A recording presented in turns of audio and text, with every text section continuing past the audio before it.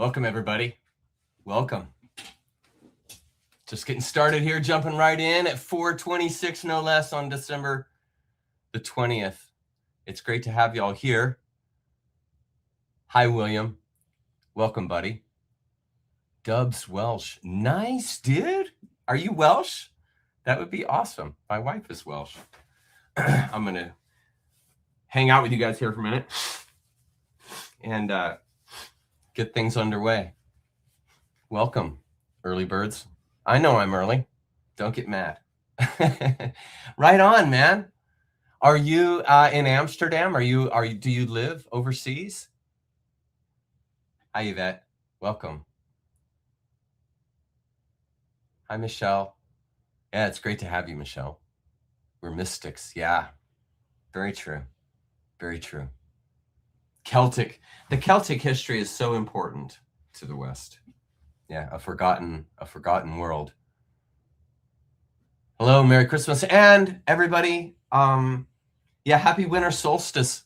Here we are. We made it. We made it to winter solstice 2025. Pretty awesome. Yeah, Merry Christmas, everybody. Happy New Year, or soon to be. You guys got any New Year resolutions? Hello, Esimi. Hello. Hi, Bill. Welcome, buddy. Let's see here. What's going on, Melissa? What happened? I missed Zoom because I missed the whole day. I thought yesterday was Saturday, and I was sitting here waiting. Oh, no, until something came across my phone and told me it was actually Friday. That's really funny.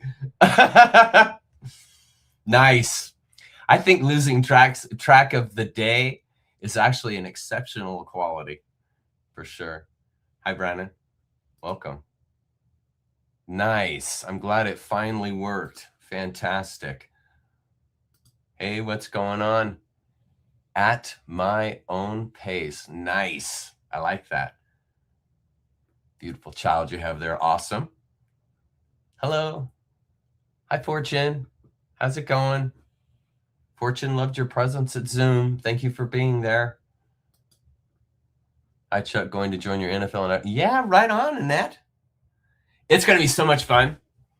That's going to be a hang loose group. And it's going to be nice because there ain't going to be anything serious going on there. It's just going to be a bunch of opinions, and everybody knows what opinions are like. Right on. Hi, Mr. Fox. Welcome, buddy. Good day, Clintrons. Hey, and thanks for coming to Zoom. Thanks for coming to Zoom. I appreciate your presence there. Hey, Vicky. I've got a big intro for you guys today. We got about another 5 minutes to kill here before we go. And then we're going to be diving into some Zen. I got some good stuff on the day today, and exercising the intuitional muscle. Good times. We got good stuff coming on. Side Pigeon, missed you on Zoom, buddy. But I'm glad that you're here. Thanks for being here. Not the Dick Cavett Show. Some of the names you guys got are fantastic, man. I absolutely love the creativity. What's going on, Shan? What's happening, buddy? We will get to talking here one of these days, for sure. I might try something new today, guys. I might actually try. Hello, Catlin Kiss. Hello. I might actually try to have the comments on while I'm doing the slide. What do you guys think? I actually might try it. I think I might try it because I just can't get past the fact that I'm away for so long from my chat, and you guys are great energy. You guys are good energy in my life. Very encouraging people, very with it people. Give me hope for society, hope for humanity.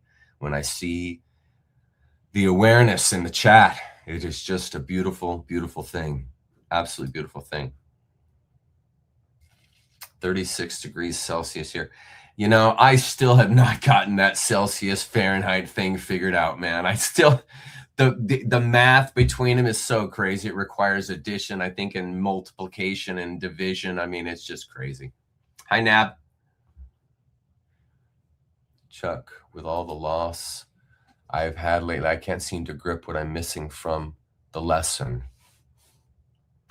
Now that gives me pause.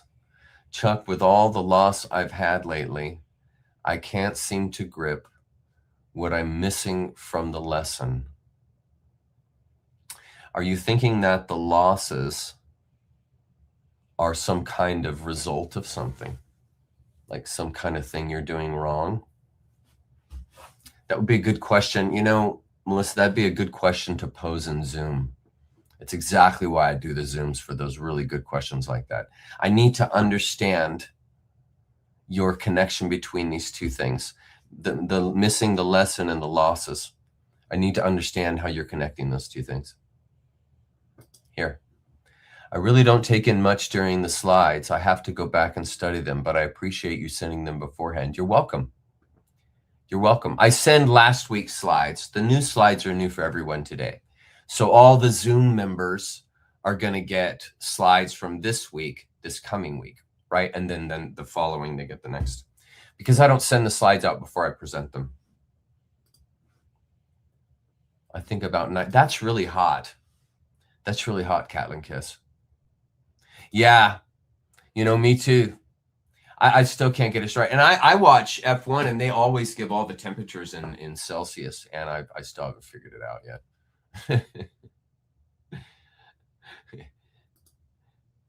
Bob, one of my favorite guys. There he is. Glad that you're here, buddy. Thanks for being here, Bob. It's a better place with you here. Thanks for being here, buddy. I would post that, but there's language. Nice. You know, let me tell you something, Shan. Let me tell you something, dude. Here's the thing. And I promise this isn't self-promotion. I promise this is legit, authentic thing. When you find someone that you resonate with, when you find a book, when you find a concept or philosophy that you resonate with, that like it intrigues you, challenges you, pushes you, integrates you, when you find someone or something that resonates you like that, go there. Go there. You know, I found that with Terrence. I found that with Joe, as you guys know. And so I went there, man. I dove. I went all in. And really, that's really where you accelerate, you know, because now you've got a resonating force that you're harmonizing with, right? Think of two musicians, like two really good guitarists or something, and they just can see or feel or sense the other's note before they play it. And so together, when they start playing together, it's incredible harmony and music that comes out. And it's the same thing with philosophy. And so if my stuff resonates with you, you know, if my stuff works for you, and you can see where I'm pointing, and where I'm pointing illuminates something in your life and widens your perspective, go there, man. Go there. I send you the slides for free. Tonight's for free. You can come to Zoom for free. I'm here to answer your questions. That's one thing. I mean, my God, imagine how awesome it would have been if we would have had something like Zoom with Terrence or with Alan. Can you imagine? You know? And so if I'm somebody that you resonate with, come to Zoom and ask me hard questions. Ask me questions I can't figure out and I can't answer. Those are the best ones. Stump me. Come into Zoom wanting to stump me, you know, and hit me with your best shot, so to speak. Thanks, Pat Benatar. You know, let me have it.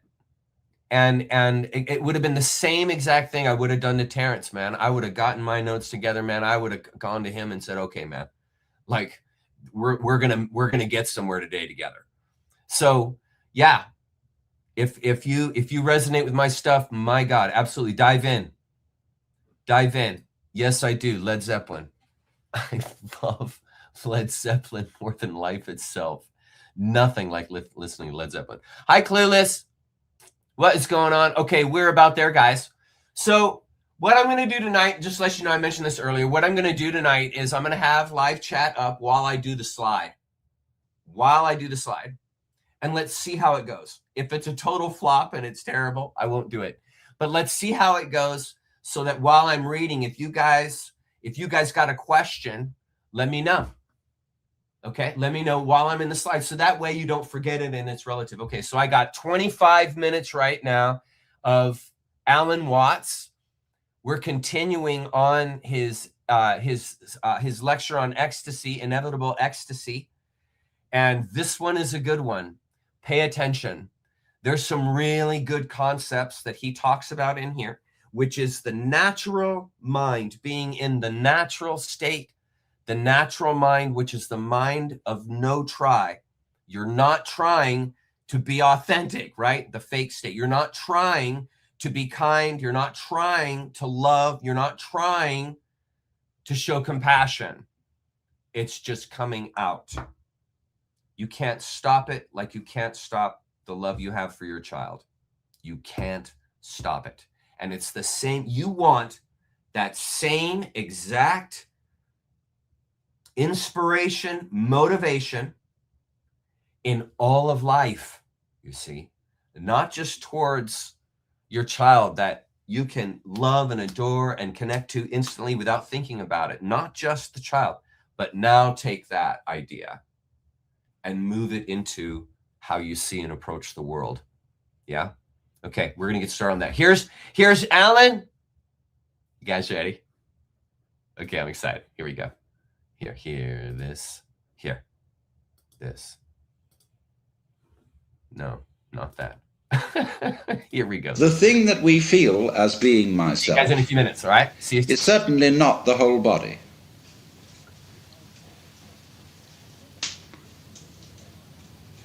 Because a lot of the body can be seen as an object.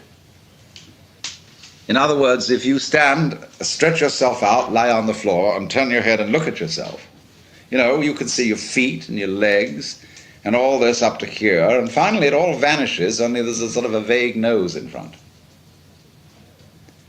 And you assume you have a head because everybody else does, and you've looked in a mirror, and that told you you had a head, but you could never see it, just like you can't see your back.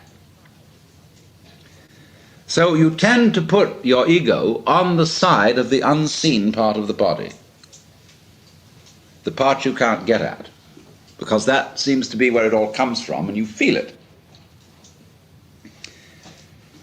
But what is it that we feel? Because if I see clearly and my eyes are in functioning order, the eyes certainly are not conscious of themselves. There are no spots in front of them, no defects, in other words, in the lens or in the retina or in the optic nerves that give hallucinations. So also, therefore, if my ego, my consciousness is working properly, I ought not to be aware of it as something sort of there, being a nuisance in a way in the middle of things, because your ego is awfully hard to take care of. Well, what is it then that we feel? Well, I think I've discovered what it is. It's a chronic, habitual sense of muscular strain, which we were taught in the whole process of doing spontaneous things to order. When you're taking off in a jet plane, and the thing has gone rather further down the runway than you think it should have without getting up in the air, you start pulling at your seatbelt. Get this thing off the ground. Perfectly useless. So in the same way, when our community tells us, look carefully, now listen, pay attention, we start using muscular strains around our eyes, ears, jaws, hands, to try to use our muscles to make our nerves work, which is, of course, futile. And in fact, it gets in the way of the functioning of the nerves. Try to concentrate. And then when we try to control our emotions, we hold our breath, pull our stomachs in, or tighten our rectal muscles to hold ourselves together. Now pull yourself together! Immediately, what are you to do? What does a child understand by that? He does it muscularly, pulls himself together. This is useless. So everybody chronically pulls themselves together so that It's so funny, if you get a person to just lie on the floor and relax, but there's the floor under you as firm as can be holding you up. Nevertheless, you will detect that the person is making all sorts of tensions. So that chronic tension, which in Sanskrit is called sankocha, which means contraction, is the root of what we call the feeling of the ego. So that, in other words, this feeling of tightness is the physical referent for the psychological image of ourselves. So that we get the ego as the marriage of an illusion to a futility. Even though the idea of an I with a name, with a being, is naturally useful for social communication, provided we know what we're doing and take it for what it is. But we are so hung up on this concept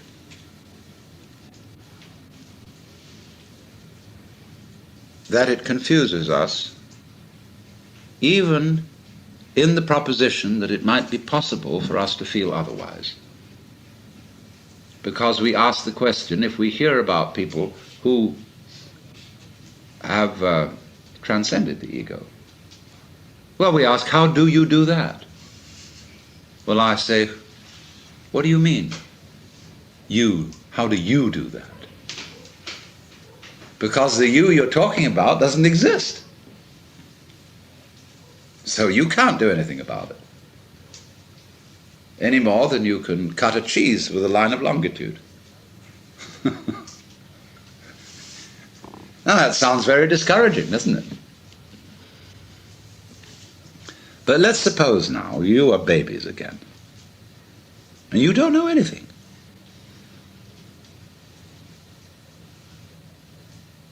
Now, don't be frightened, because anything you know you can get back later.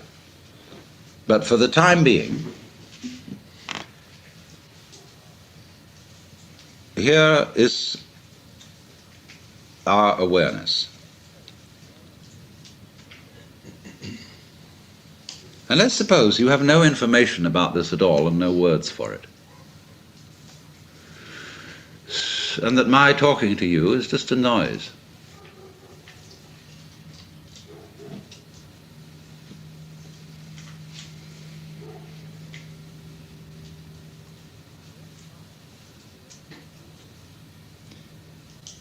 Now, don't try to do anything about this.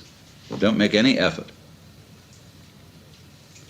Because naturally, by force of habit, certain tensions remain inside you, and certain ideas and words drift all the time through your mind.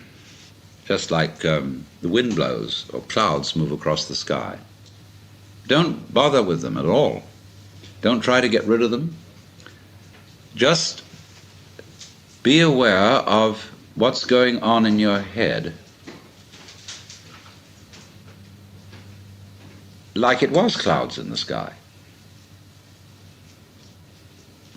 or the crackling of the fire.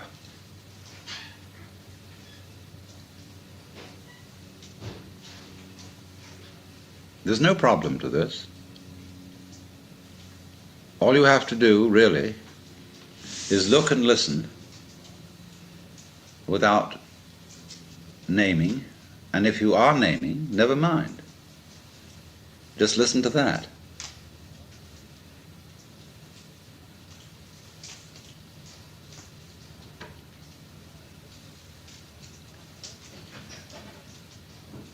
Now that you can't force anything here, that you can't willfully stop thinking and stop naming, is only telling you that the separate you doesn't exist. It isn't a mark of defeat. It isn't a sign of your lack of practice in meditation. That it runs on all by itself simply means that the individual separate you is a figment of your imagination. So you are aware at this point of a happening. remember, you don't know anything about the difference between you and it. You haven't been told that. You've no words for the difference between inside and outside,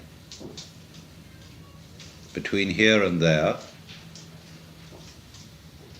and nobody has taught you that what you see out in front of you is either near or far from your eyes. Watch a baby put out a finger to touch the moon.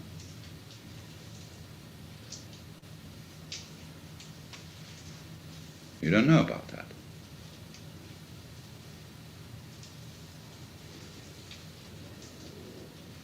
Just, therefore, here it is. We'll just call it this.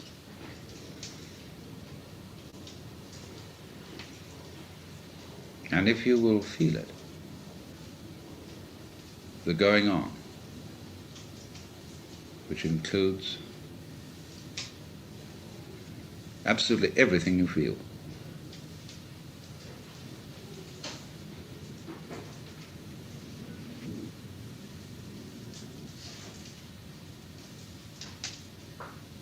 And it's a happening.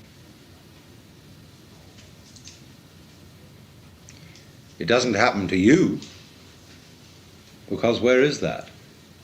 You, what you call you, is part of the happening, or an aspect of it.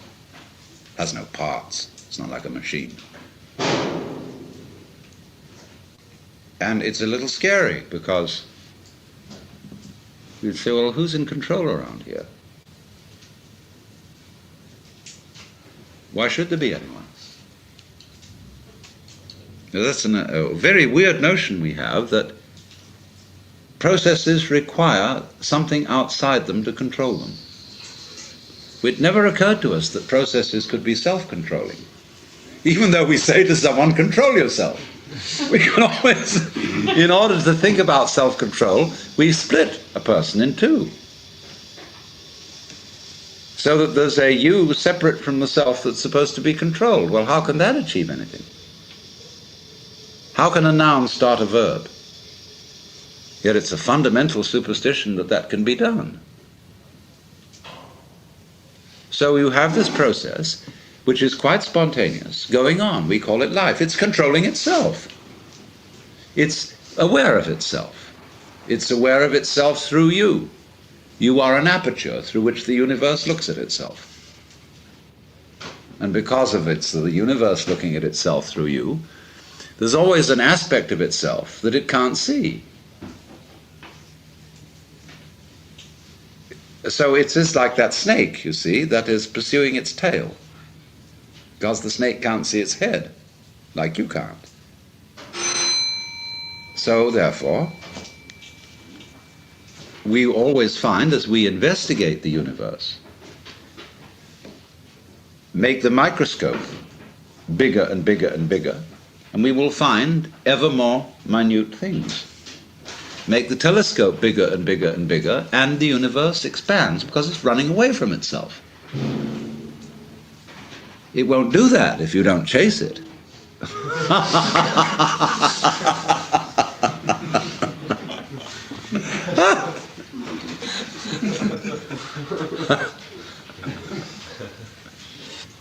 So,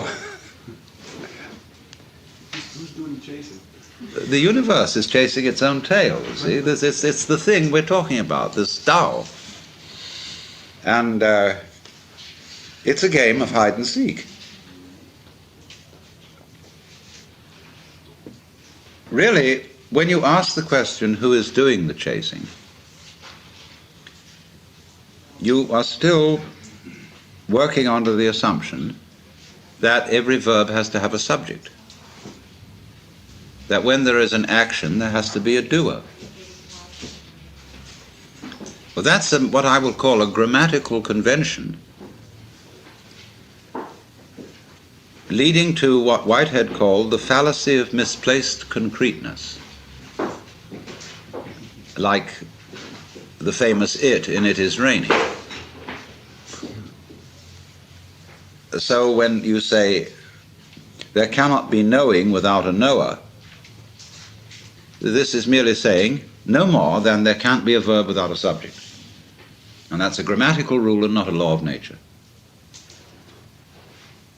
Anything you can think of as a thing, as a noun, can be described by a verb.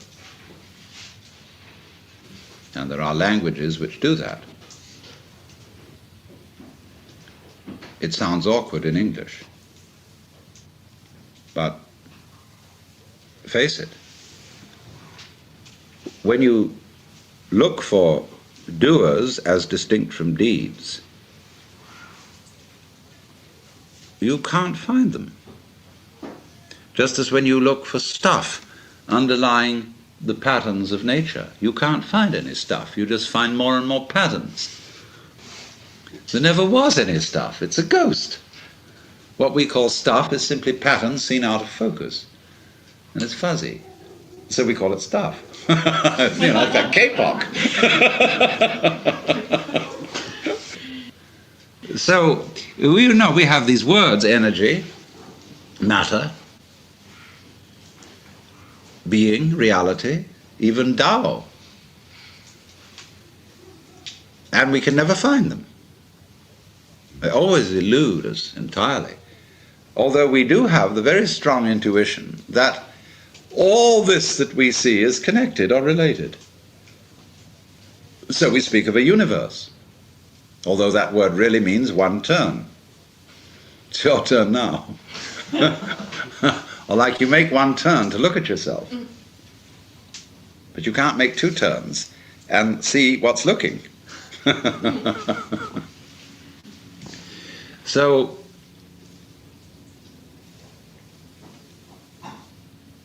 it's very simple, therefore. You only have to understand that you can't do anything about it. You can struggle and struggle and struggle, and indeed will do so, as long as you have the feeling inside you that you're missing something. And of course, if you are learning any sort of skill, and you haven't perfected the skill, there is indeed something you're missing. But in this thing that we're talking about, that isn't true. Because you, as the Buddhists say, are Buddhas from the very beginning. And all that searching is like looking for your own head, which you can't see and therefore might conceivably imagine that you're lost. So, that indeed is the point. That we don't see what looks, and therefore we think we've lost it. And so we're in search of the self, the Atman. Well, that's the one thing we can't find. Because we have it. We are it. But we confuse it with all these images. So therefore, if you understand perfectly clearly that you can't do anything to find that very, very important thing, God, enlightenment, nirvana, whatever, then what?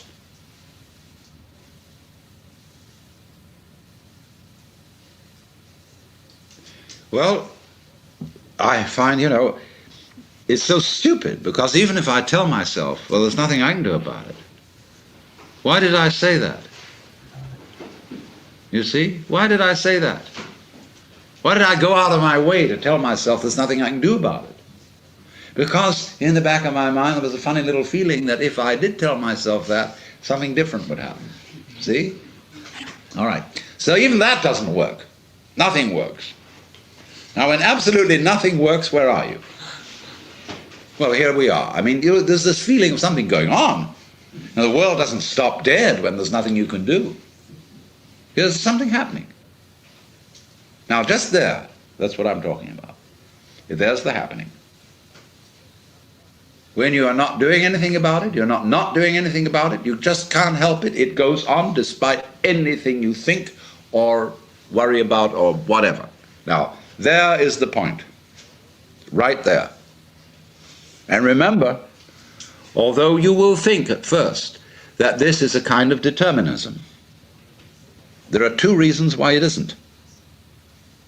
One, there is nobody being determined.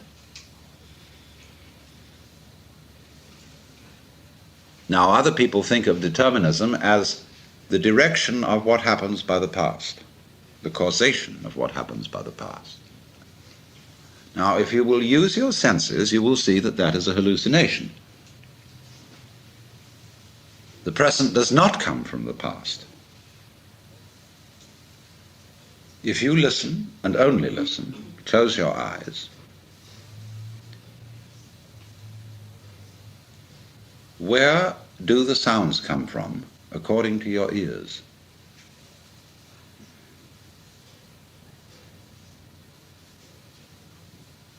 You hear them coming out of silence.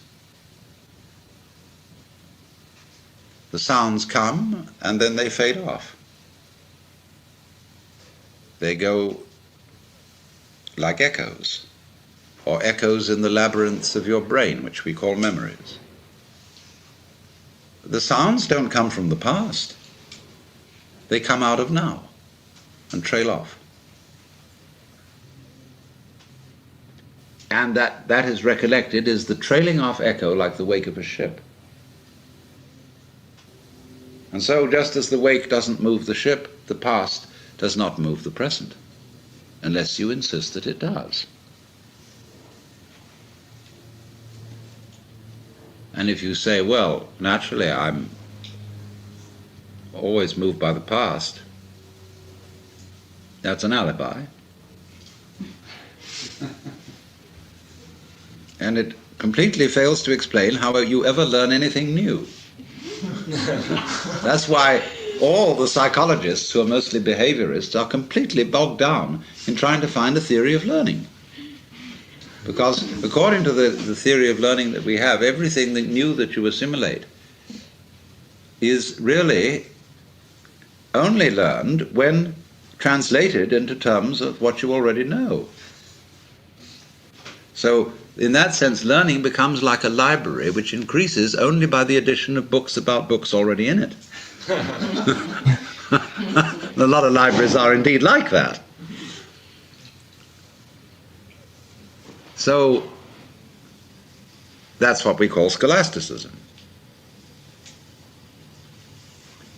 So then, you become aware that this happening isn't happening to you because you are the happening. The only you there is what's going on. Yeah, feel it. And disregard these stupid distinctions that you've been taught. I mean, stupid relatively speaking. And feel it genuinely. When you feel it genuinely, you get down to rock bottom, all that isn't there. That's a game that's been erected on it. And it isn't determined.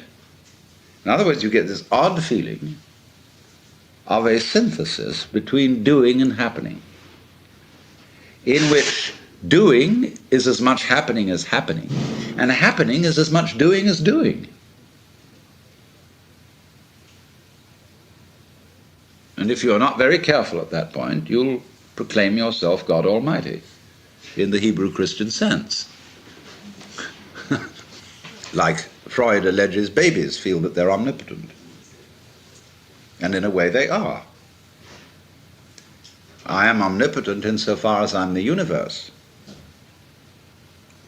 But I'm not omnipotent in the role of Alan Watts. Only cunning.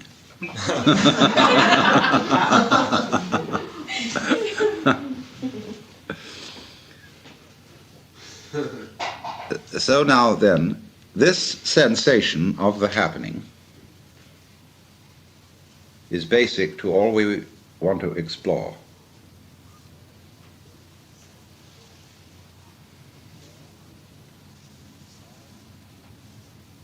It's there as you see you can't do anything.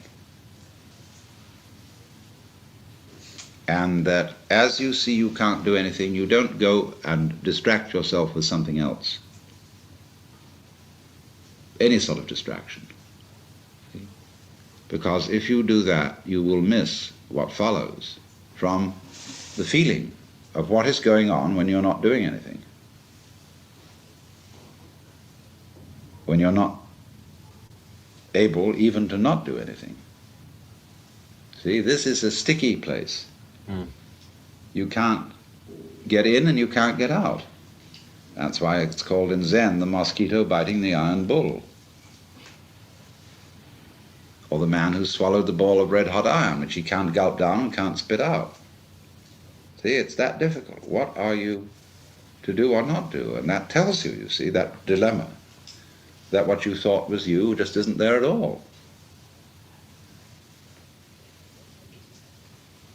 Now, don't make it difficult, because that's a form of evading it. Don't make it easy. That's a form of evading it. It's neither difficult nor easy, because if it were difficult, it would have to be difficult for someone. If it were easy, it would have to be easy for someone. And the someone we're talking about is just the one that isn't there. And if you think it is there, okay, it's a free country. You can have that thought, but it's a thought. In other words, your ego is a thought among thoughts. It is not, in fact, the controlling thinker, or the feeler, or the sensor. It's one of them. And so, therefore, this thing is going along. And as I say, we get anxious because we feel nobody's in control, but nobody ever was. You know, you've lived thus far a reasonably orderly life. I mean, there have been some catastrophes and messes, but it's amazing how we have got this far. I mean, the thing looks after itself. And you will well remember that a lot of times that when you thought you were in charge and doing something sensible, you did something extremely foolish. And when you thought you did something extremely foolish, it turned out to be a blessing. Well, that's the way things go. Now, of course, this is a dangerous way of speaking to people who are in the process, young people especially, who are still in the process of learning elementary competence in the culture, learning the taboos and the conventions. Because we take their minds off the happening. To do that, well, it isn't necessary to do it that way. It isn't really necessary to turn a child into a moron in the process of becoming an adult, but that's what we do. Because we teach a child to be a child. And that prevents them from growing up.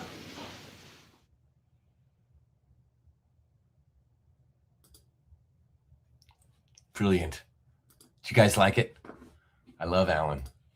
He's the best. Did you guys wanted to ask you, did you catch this line? When there is an action, there has to be a doer. It's one of the things we've been studying, in that the conventions of language put you into traps. So when you have creation, there must be a creator, right? You see the idea?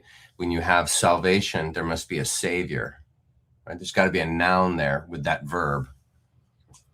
And the whole idea is Tao, which is both noun and verb. It's a flow. You see? It's a noun and a verb. And so when you try and take something like that and fit it into the linear world, you see, you get into trouble. You see, and I think that's starting to make sense to you guys. But that was a really important statement that Alan made there, where you have to have a doer when you have an action. Let's go to chat and see how you guys are doing. I was talking to you guys earlier. Hi, Scooter. What's going on? Nice. Yeah, very good. Alan is very good. Yes. Yes. I love Alan. Very, very good. Yeah, nice suit, wasn't it? Don't you guys just love watching masters at work? Don't you love that? Don't you like to see a dude that is in his element or in her element, right? Don't you love that? And just to watch them. I cannot tell you how many times when it's late in the evening, I'm checking out for the day, the day is over kind of thing. And I just love watching a master craftsman make something just exquisite. You guys see that weekly here. I've got a whole bunch. I think I've got out to Zen, I think 13 or 14 of different masters of videos that I've captured while I've just been checking out some things on YouTube, and I just found some beauties. And so that was one of them. That dude making that custom suit. I mean, that was incredible. $10,000 or something like that. Absolutely crazy. Hi, King. Welcome. How you doing?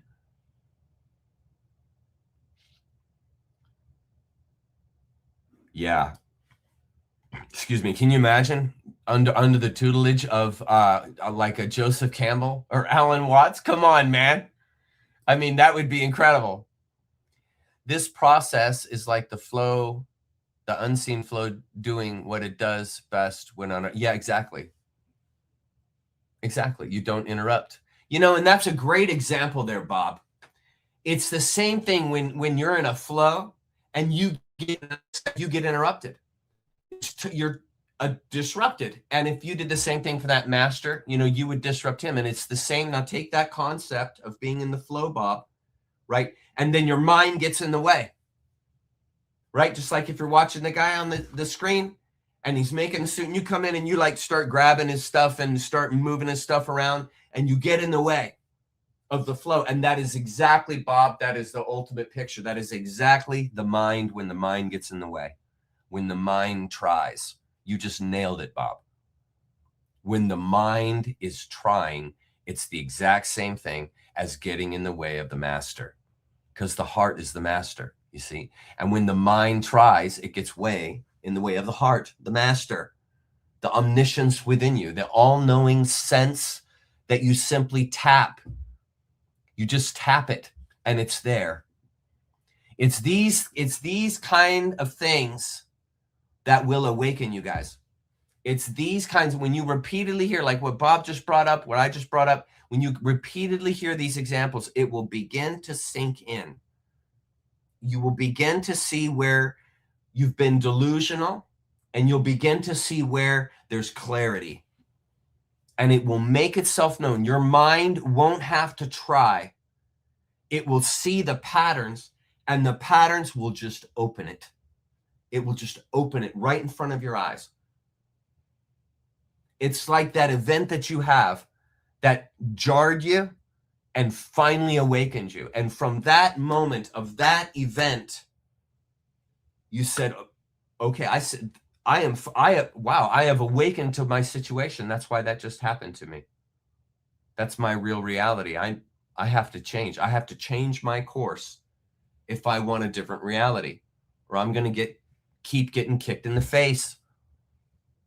Because nature's merciless until you get it, you're going to keep getting hit in the face. That's why this great awakening is so brutal. We're all getting kicked in the face repeatedly, unfairly, unjustly, And that's what it takes. I mean, think of just how stubborn people are. Think of how stubborn you are. I mean, I'm probably one of the most stubborn people in the world. Right? And it's hard to awaken a stubborn, sleeping individual. Yeah. So these kind of examples, Bob, are perfect. Absolutely perfect.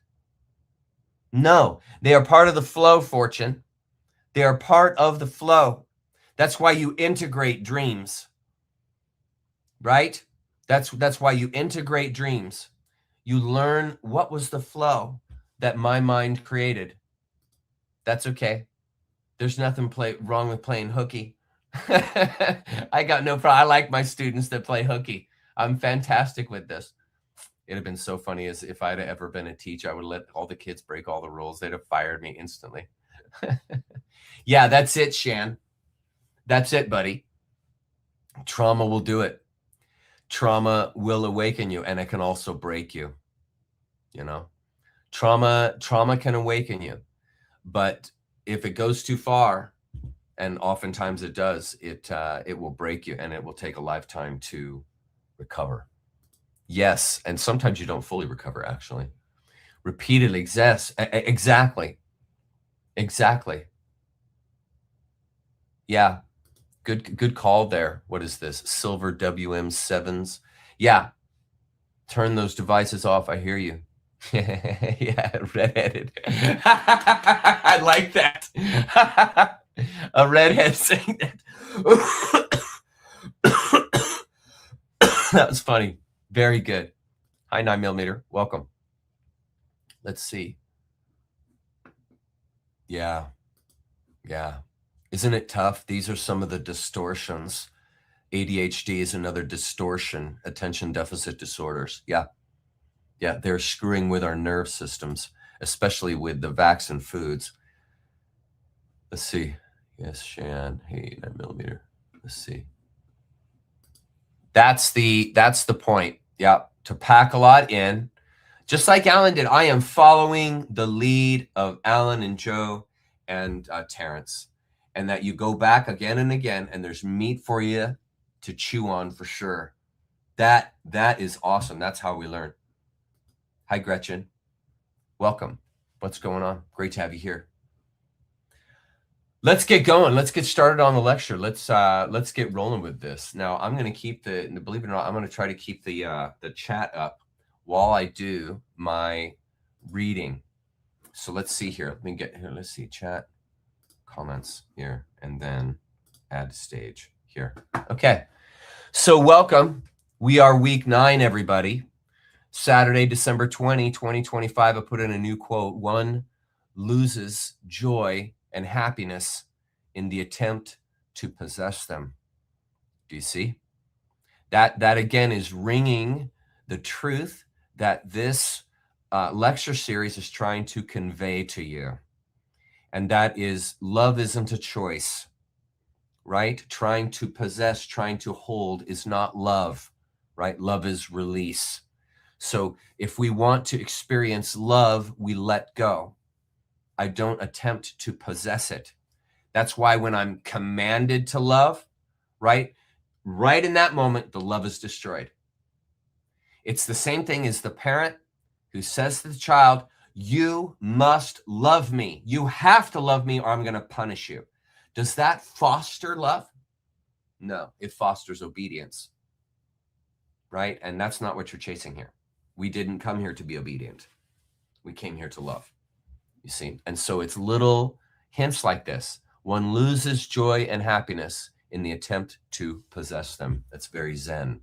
Okay, let's go to our first slide here. Now, this is last week. I just want you to look at the bottom here to get it going. Key insight, this illustrates Wuxin, a mind free from deliberate cleverness, right? When I'm trying to be compassionate, I am attempting deliberate cleverness under the piety, you could say, of love, which it's not true. That's not true. Deliberate cleverness isn't authentic because there's intention there. And authenticity comes from the space of non-intention. That's why I can't do these lectures with an outline. I read and walk along with you in the concept. I'm no good at taking a list and expanding on a list, this preset blueprint.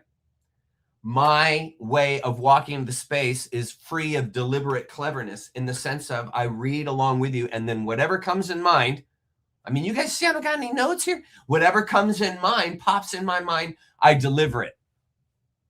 That's authenticity, because I'm not delivering something that I've premeditated. And it is that kind of experience that we crave as human beings because we love the authentic moment. We love authenticity. We love truth. We gravitate to this.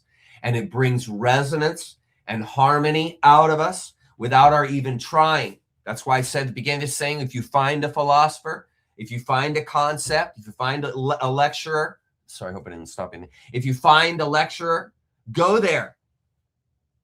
Dive in, right? Dive in. And as you resonate with that other, you will grow.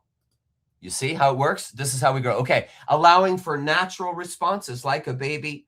The mind is innocent and uncalculated, flowing with the Tao, without effort.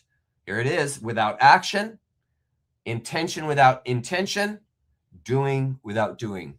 You guys that should be beginning to sink in with you guys. That concept. Trying without trying, action without action, intention without intention.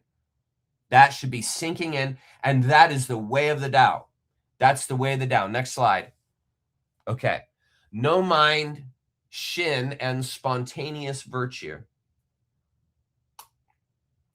Here it is again, Bob. Here it is. Effortless living without disturbance. See, we get that mind out of the way. This describes the person embodying De. You see, the person who's living effortlessly. They're not living in contempt or conflict. They're living effortlessly in the contrastive world, observing the contrasts and uniting with them. You see, there's no fight, there's no try. De, innate virtue or power, as someone who acts without mental strain or anxiety. They appear stupid. And this week, I'm so tired. I don't like it that Alan uses the word stupid. It really rubs me the wrong way. It leaves my cheese in the wind. So I want to use the term naive, because stupid is degrading, and I don't want to degrade people. But there's nothing wrong with being naive. In other words, you're not committing some terrible thing by being naive. It's just you're naive. Okay? Whereas stupid means there's like something wrong with their brain, like they have brain cells missing or something, and it can be very intelligent people that he's talking about here, and it's disingenuous to me. Okay, they appear naive or lost, echoing Lao Tzu's child's mind imagery. Here we are. Remember the ball from the ball in the mountain stream, thought to thought to thought to thought to thought, with no obstruction. No obstruction, no mind getting in the way, embodying the day, but are undisturbed by dualities like right and wrong or external judgments. Without exercising his mind means, not forcing thoughts. Actions flow naturally, like Wu Wei. Okay, you guys got any questions? Yeah, I thought about that. I did. I thought about that, Second Springs. Isn't that so much better than stupid? I really don't like it that Alan did that. I don't like it that he did that, but whatever. Different context, different time. Okay, let's read here. In most Taoist writings, there is a slight degree of exaggeration or overstatement of the point, which is actually a kind of humor, a self-caricature. Thus, Chang Tzu writes in the same theme, the man of character, De, right? He's not trying. He's effortlessly compassionate. He's effortlessly loving. He's acting in these spheres without acting because he isn't following command. He's not obeying. He's in the flow. Lives at home without exercising his mind and performs actions without worry. You see, there's no doubt. That's the wolf instinct. There's no regret. There's no doubt. There's no doubt. You follow through. No fear. Okay, and performs actions without worry. The notions of right and wrong and the praise and blame of others do not disturb him. You see, water off a duck's back. When within the 4 C's, all people can enjoy themselves, that is happiness for him. You see, he is taking the joy and the happiness of others. You don't feel consternation when your friend is successful, when your friend makes $1 million, when your friend retires 20 years earlier than you do. You celebrate them with that. You celebrate with them. No self. Do you see how this instantly, let's go bigger here. Do you see how this is instantly applicable? The Tao is instantly applicable. This whole humble humility approach to life that's not coming because of what you believe, which also keeps you from humility, right? But is coming from out within the center because your mind is not in the way. It has opened. It is open to the flow, and it allows that flow, even if it's not so nice. That flow is allowed. Do you see? It doesn't mean you have to enable it. I'm not asking you to be an enabler. I'm saying be nonplussed so that you remain relevant and objective to your situation. Do you see? It's all part of flow. Continuing here. The notions of right and wrong and the praise and blame of others do not disturb him. When within the 4 C's, all people can enjoy themselves, that is happiness for him. Sorrow in countenance, he looks like a baby who has lost his mother, appearing, I'm going to say, naive. He goes about, and then it continues here, like the one who has lost his way. He has plenty of money to spend, but does not know where it comes from. How many super wealthy people do you know that never think about their money? I'm not criticizing. I'm not pointing a finger. I'm just saying. Do you see? Do you see where this is pointing? He drinks and eats just enough and does not know where the food comes from. Key to understanding follow. Day isn't moral goodness or propriety imposed from outside threats, but an emergent, uniting quality when realizing the singularity of all things. You see, that peace that surpasses all understanding, realizing that singularity in all things without trying. Without trying, that's the key. Without trying, that's the awakened one. The unmoved gaze isn't sadness or piety, but a nonplussed ease, unpretentious demeanor, free of masks, duty, and inauthenticity. Do you see where this is pointing? Are you catching it? Are you catching it? New comments. What are you guys doing? Any comments? Yeah, it was a different era. That's why they did that. Any questions? Just making sure you guys are following along. Awesome, Fortune. Awesome. Awesome. Yeah. And then as you meditate on it, it will then become more and more your natural thought. You won't have to think to sense it. It will become sense itself. That is when you are on the path right there. The path that is no path. When you have that sense of it, but you're not trying to have a sense of it. Good? Yeah, I agree, Gretchen. I agree, Gretchen. It is beautiful. Let's go to the next one here. Next slide. Here, critical slide, everybody, let's pay attention. Okay.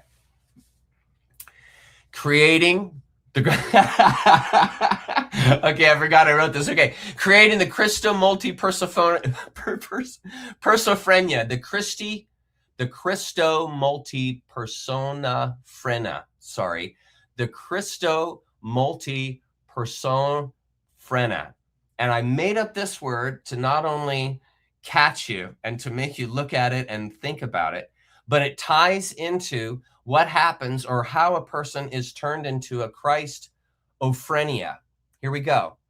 The idea is not to reproduce the human mind to a moronic vacuity, but to bring into play its innate and spontaneous intelligence by using it without forcing it. It is fundamental to both Taoist and Confucian thought that the natural man is to be trusted. This is right there. That is it right there. The natural man is to be trusted. This is going to be the hardest thing for the Christian, for the Islamic, in re-identifying who they are, is realizing that they are to be trusted in and of themselves, because they are not a sinner and they don't carry around this onus of being hateful and harmful. That's a program. Natural, authentic humanness is love and compassion for one another. That's your natural go-to state. And then we are programmed to think we're sinners, fallen, can't be trusted, and this then distorts our self-identity and keeps us from that natural state. We follow the societal state. We follow the right-hand path. Do you see? And the whole idea is to follow the left-hand path, the natural state, no mind. Okay. And from their standpoint, it appears that the Western mistrust of human nature, whether theological or technological, is a kind of schizophrenia. Now here we get into this Christomulti-persophrenia. Okay, we're walking right into that schizophrenia and that hallucination that one is a sinner. Here, it would be impossible, in their view, to believe oneself innately evil. This is the Taoists, to believe themselves to be innately evil without discrediting the very belief, since all notions of a perverted mind would be perverted notions. This then is why, when you believe that you're a sinner, you know that a sinner can't be trusted. Well, that means that because as you think you're a sinner, that means you can't be trusted. Well, if you can't be trusted, how can you believe or have faith in the opinion that you're a sinner? Because you can't be trusted. So how can you believe your own opinion? This is where you twist yourself. This is where the Christian, this is where the Islamist, this is where the Jew is trapped. Because they have this innate sense that something is wrong with them, that they're disturbed, that they are prone to wander and sin. Do you see? And therefore, how can you trust the perverted opinion of a pervert? How about them apples? Here. Slide 5. Wait, what? This jump, did it not? No, here. Okay. Here's the perverted line. The perverted notion, however religiously emancipated, the technological mind shows that it has inherited the same divisive agent or the same division against itself when it tries to subject the whole human order to the control of conscious reason. Do you see? The one-size-fits-all theory. It forgets that reason cannot be trusted if the brain cannot be trusted. That's the twist I just explained. Since the power of reason depends upon organs that were grown by unconscious intelligence. Do you see then when you put the onus that you can't be trusted, that you're a sinner, that from that point forward, all your psychology is jacked. From that point forward, from the moment you commit to the belief that you're a sinner, all your life philosophy will be skewed from that point forward, because that's your vector. And your vector is, I'm prone to wander, I'm prone to lean to God on love, I'm prone to sin. And so therefore you'll go there. We're going to expand on that here in a minute with the next slide, but let's continue. Here. Okay. Trusting natural intelligence versus Western mistrust. Watts clarifies that the mindlessness here is strategic, releasing force intellect to unleash the mind's natural way to intuition, like the thoughtlessly organized bodies we talked about on page 17. Taoism and Confucianism trust humanity's inherent goodness. You see? There's your big difference. There's your big leaving the farm right there. You've left the farm. Taoism and Confucianism trust humanity's goodness. The Christian, Islamist, the Jew doesn't. In contrast, Western theology, original sin is used to moralize converts into guilt. That's called coercion. Moralizing you into guilt is a coercion. And it's the KM that perform what coercive means to control the society. Well, if I have converted you, coerced you into being guilty just for simply being who you are, I got you. I got you right there. Got you right there. Got you right on the front end. Like I said, your psychology, your bender starts right on the front end. Gotcha. The controller got you right at the first point, which is, what am I? Who am I? I am a sinner. I am a human. I'm a sinner. That's what the Christian thinks. They got you. Okay. In contrast, Western theology, original sin is used to moralize converts into guilt, sees humans as flawed and needing help and security via beliefs or rules, while technology exploits this by rationalizing everything into reductionism. We've talked about this before. You reduce, and so stupefy the philosophy, right, that it completely turns in on itself, on logic, right? And the perfect example of that is thinking that I'm a sinner, and then trusting the thought that I'm a sinner. What I just explained, that is reductionism in full career, right there. And the fall of man who caused all of the chance show. And as we know, there's no such thing as chance. So right there, science is BS, because there's no such thing as chance. Is the flower growing from chance? No. It's growing because it's in the flow. It is growing because that's what a flower does. Let's see, who caused it? And this abuse of spirituality by and into leveraging moralism creates what I coin a Christo-multi-persophrenia. Christo-multi-persophrenia. Do you see? A split personality convicted by the hallucination, remember, a hallucination of a conflict between heart and mind to separate God from man. My friend, that is called pathology. And what is pathology? Reason battling instinct. That's pathology. Man battling himself. Pathology. God battling nature. Pathology. And notice, these are all at the core of Western religion, because nature is to be dominated, is it not? There's a battle going on there. Domination. You got to dominate nature. Take control. It's yours, right? There's a sense of ownership. It's mine. Nature is a gift to me, right? So I want to be the king of that dominion. This all comes out of dominator culture. Man battles himself. What is the sinner doing all the time? What is the sinner doing all the time? They are battling themselves, are they not? Battling themselves. They're in their own pathology. You guys, do you see how clear this is? It's so clear. Reason battles instinct, right? So you reason. It's that whole idea of your first instinct, your first impression is the one you should go to, because that's the one coming from your instinct, right? The mind that gets in the way battles against that instinct. The mind that gets in the way thinks, I've got to get love from Jesus before I can truly love others. I've got to get the grace from Jesus before God can truly love me. This is how the Christian orients themselves. I'm showing you the psychology, and this is why I call Christianity a pathology. That's why I call it Christo-multi-persophrenia. Christo-multi-persophrenia. It's a disease. Mind you, Eastern Trust avoids all the conflict nonsense by healing Western divides through direct, holistic, there's that word again, integration. Note to self. Watts sees the modern emancipated Christian or scientific mind as still trapped in control fantasies. Finding, this is the key here, finding answers to problems that do not exist, namely separation.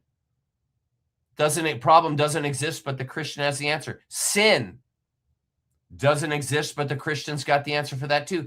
Death. The Christian sees that as a problem. You've got to unite with God, but it's not a problem. It's just a transition. There is no problem. Death is just a transition, like being born, like being conceived. You're transitioning out of the spiritual ether into your mother's womb. Okay, so the death of the spirit becomes the birth in mother's womb. Transition. Right? And then the spirit is born into matter, becomes matter. Transition. Then eventually that matter dies. That matter becomes lifeless, and the spirit that was enlivening it, that was animating it, leaves. Transition. In other words, nothing's wrong here. There's no problem. Nature has to have dominion, right? Nature needs to be dominated over. Got to get control of that, man. You see, it's yours to take. It's Yahweh in the Bible saying to the Israelites, the land is yours to take. Kill anyone that gets in your way. You have divine authority. Do you see? Dominator. Crazy thought. They think the truth has set them free, and this locks them in the idea of they know that they know. And see, the Christian knows that they know. So does the Islamist and the Jew. They know that they're right. They know that they know. And what does that mean? Their bowl is full and they can't learn anymore. So what does that mean? They're ignorant. They're irrelevant to the modern society, the modern day, because they're filled with a bowl full of information and spirituality that dates from over 2,000 years ago, and they think they're relevant. How crazy and pathological was that? Do you see it? Okay. It was created as a means, hi Shan, it was created as a means to control. It doesn't exist. When you make a mistake, that's called a learning pattern. That's called it's an asset. Would you ever say sin is your asset? No. Right? And so the whole idea of making mistakes is to make those mistakes your assets. You learn from them and grow. They are an asset. They're not something you need to be forgiven. They're not something you need to be saved from. They're events to learn from. So yeah, sin is a control tool. It's to manipulate guilt. It's to moralize you by force. We become moral through fostering, through teasing that out of us. That morality is already in you. It's called humanness. It simply has been beaten down and beat up by a crazy society, a pathological society that we have been raised in, We've been raised in that pathology. And so we ourselves, follow it, Shan, it's so easy to follow. We ourselves have become pathologic. Look at the society. Do you not see pathology everywhere? It is rampant, rife everywhere. And part of it is because we have been all told that we're sinners. We're prone to wander. You leave these people alone, they're going to completely destroy the world, destroy nature, destroy themselves. You can't trust those people. They're farm animals.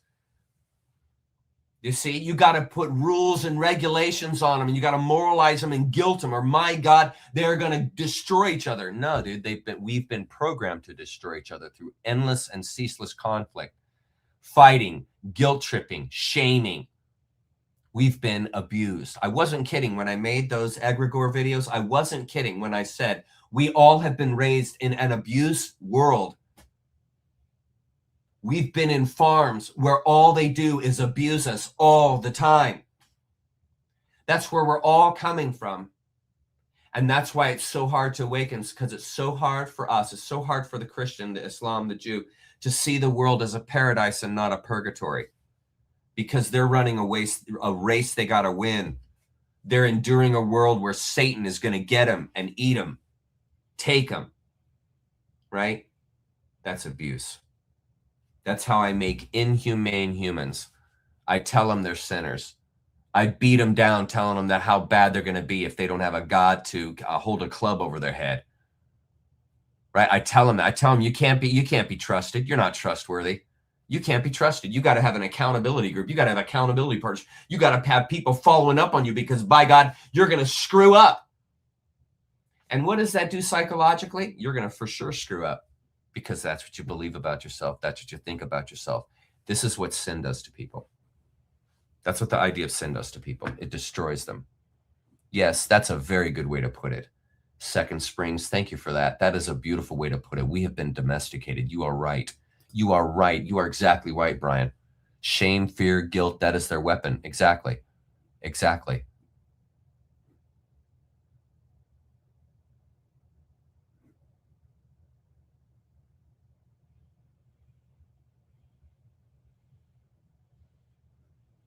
Yes, that's a good way to put it. That's a good way to. Second Springs, you're nailing it tonight. Thank you very much. You guys good? Yes. We learn from it. We become, folks, think about this. Think about how you were. Think of your mentality when you were in high school. Think of the idiotic, crazy, stupid things you did in high school, okay? Now, why is it that you now, as say a 30, 40, 50-year-old, why is it that now you don't do those things? Because you learned how stupid it was. Well, how did you learn how stupid it was? By doing those things. What, you think it's going to happen by osmosis? It doesn't. You see, that's why it's so important to not have all of that, the crazy, stupid things we do, get caught up in this eternal onus, whereby you remember that time you stole the candy bar when you were 6 years old. Let's say you're 99, you died, you go to heaven, and you remember that time well, God's going to hold you accountable, and you're going to hell for stealing that candy bar. You see how whacked that is? I remember hearing that. I remember asking my dad at times, what kind of sin, sends me out? And his answer was always, well, any sin sends you to hell. So I was like, so stealing bubble gum from the candy store is going to send me to hell as fast as having an affair or something? Yeah, it's sin. Sin is sin. God can't be anywhere near it. You go to hell for all of that. It doesn't matter what level you're at. You see, this is reductionism. You see how it's stupefying the world?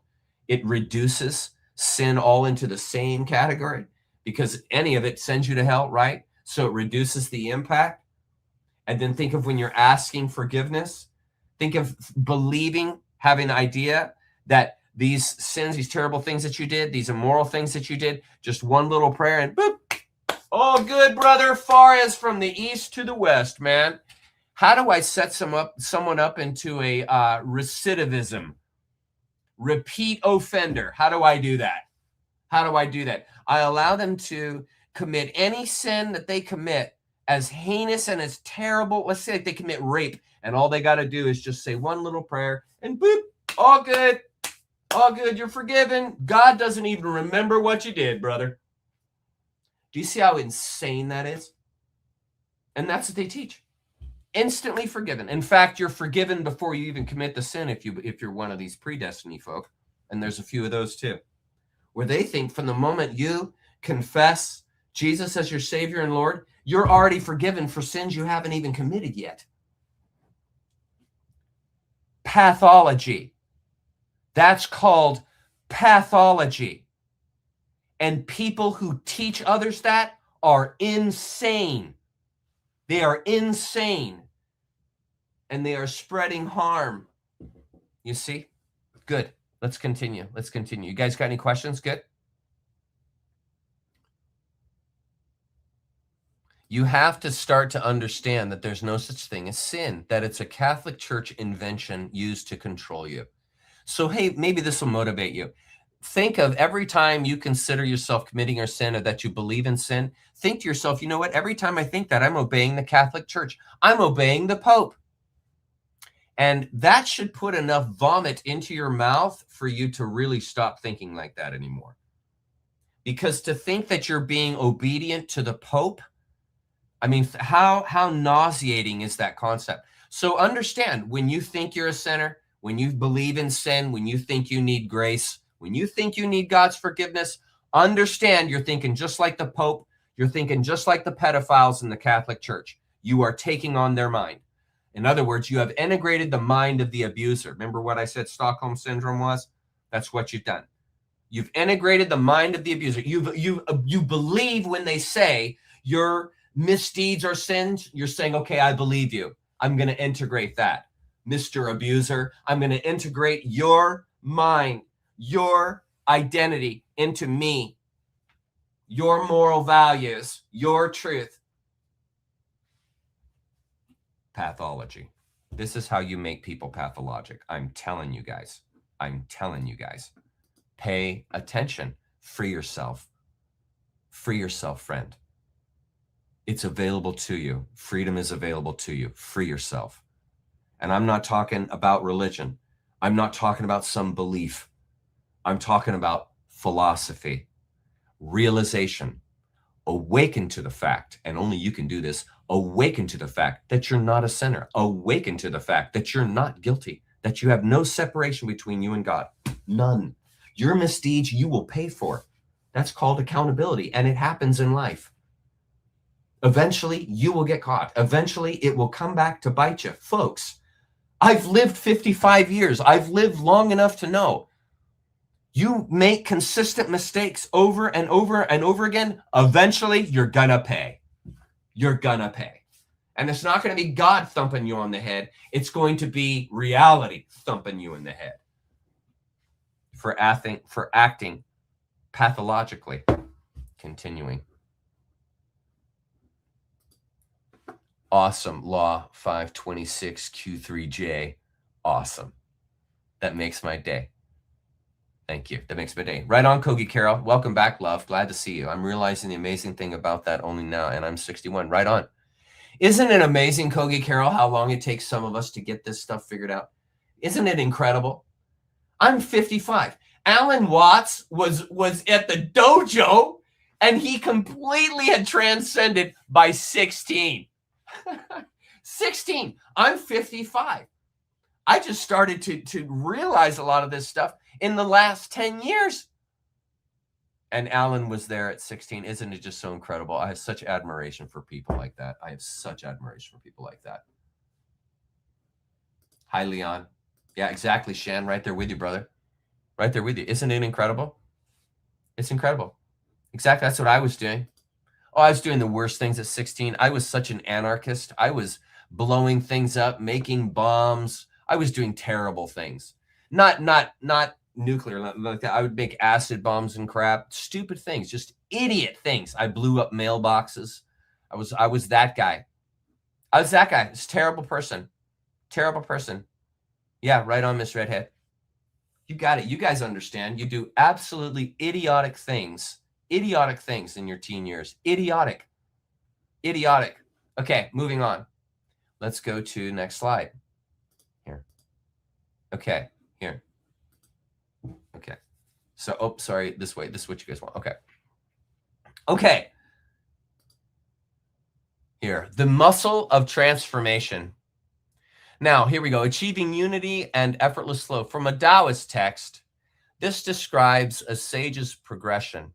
After years of practice, the mind operates freely, blurring self and other boundaries. Here we go. That's that fine wine aging. The wind analogy inspired by Zhuangzi symbolizes wu-wei harmony, effortless movement where action and environment merge without ego directing.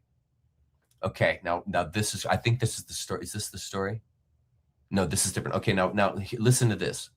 Professor D.T. Suzuki, we're on the right here, was once asked how it feels to have attained Satori and the Zen experience of awakening. And he answered, just like ordinary everyday experience, except about 2 inches off the ground.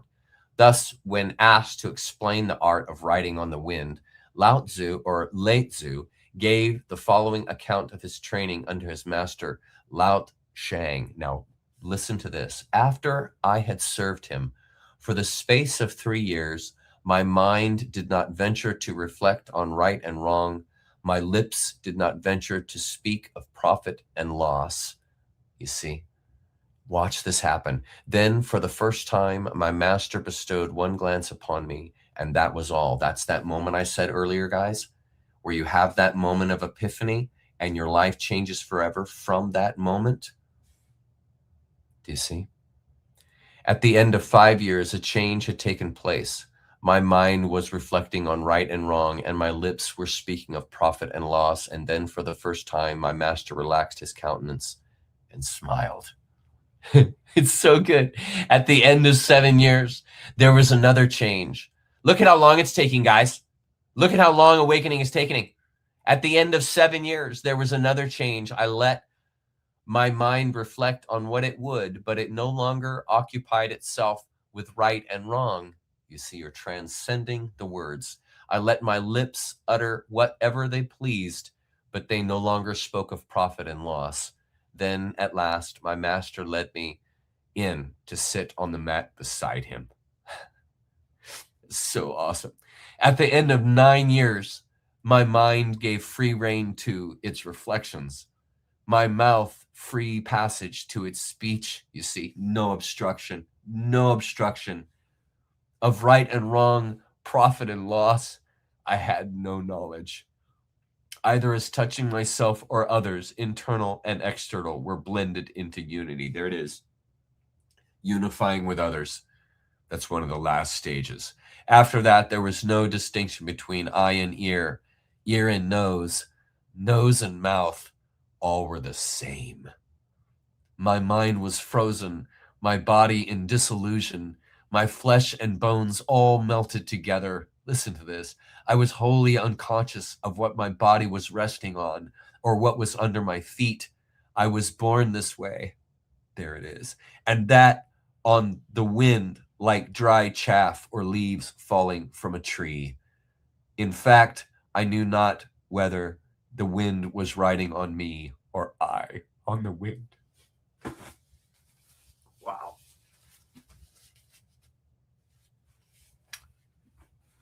I'll let that speak for itself. Connection. This shows Wu Shen in practice.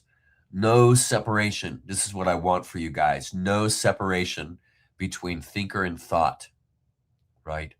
Leading to Da's power. See, there it is. That you find the power through understanding there's no separation. It's not something you achieve. Again, if there is achievement, there must be an achiever. Here's that whole noun verb thing, right? If there's a painting, there must be a painter. These things are one. Is the painter not one with the very painting they're painting? Do you see? These aren't separate nouns. These are events. Do you understand? And when you begin to see life in this way, you see without the separation, you see there's no conflict. There's just contrasts. There's the painting in the painter's mind, and then there's the painting that you're seeing. It's just a contrast of the same painting. Do you follow?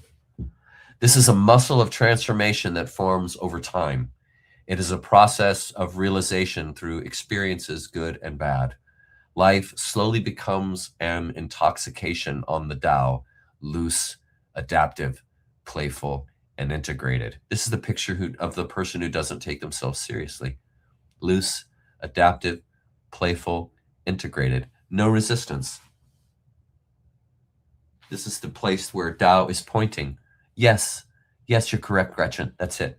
It's describing peace. Yes, ma'am. That is correct. That's correct. It's beautiful. When my check, my chains are broken, and I felt truly free. I am not a sinner, never was. Exactly. You got it, Law. You got it, love. You got it. Here, tell me your epiphany. Hi, Verbal. I had an epiphany 10 years ago when I was at my open window one night and heard angelic singing and whispering in longleaf pines.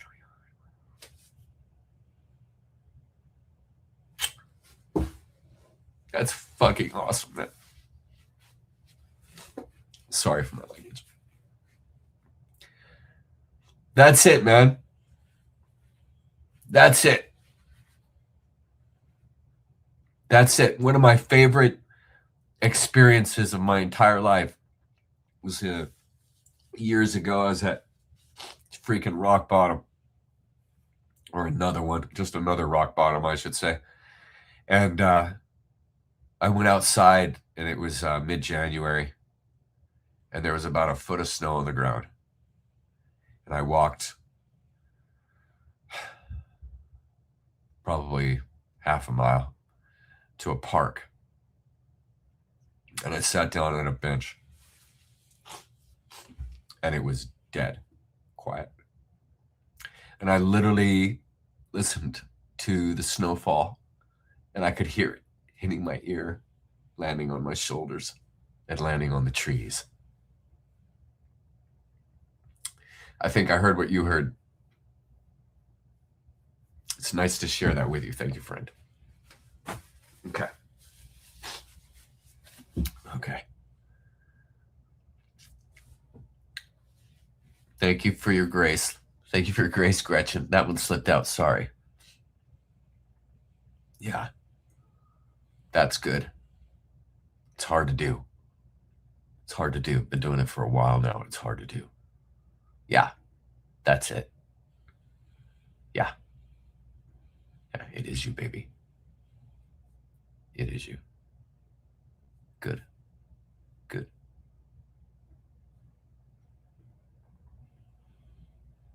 Yeah. That's amazing, Leon. I was in a forest, no wind, dead calm, 4 a.m. So I started whistling a pretty tune to the trees, and they responded. The leaves danced. So freaking beautiful, man. That's fantastic. That's fantastic, man. That's so beautiful. Hello, Australia. Glad you're here. Yes. Yes, Mel. Exactly. Be like water. Thank you. Yeah. Brilliant. Here. Store that. Okay. Let's go to the next slide. This is good. Okay. Sorry, let me blow my nose here. You guys can look at the next slide while I blow my nose here. We'll go to the next slide. There we go. And then I'll mute it so that you guys don't hear me. So hang on. I'm blow my nose. Hang on.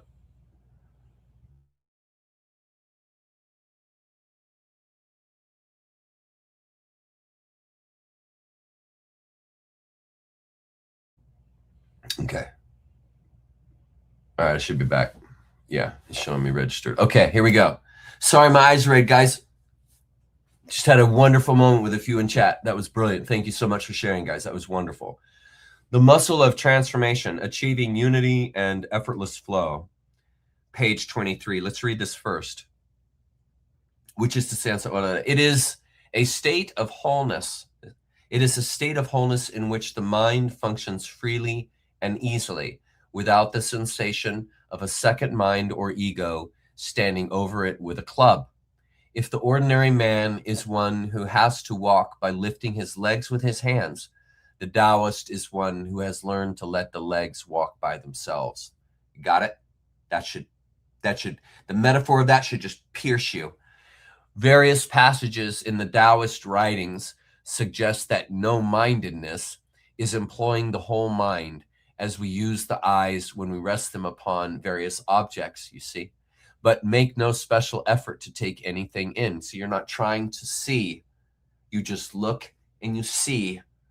You're not trying.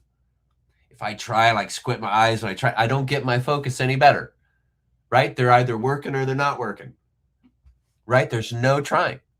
The baby looks at things all day without winking. That is because his eyes are not focused on any particular object. He goes without knowing where he is going and stops without knowing what he is doing.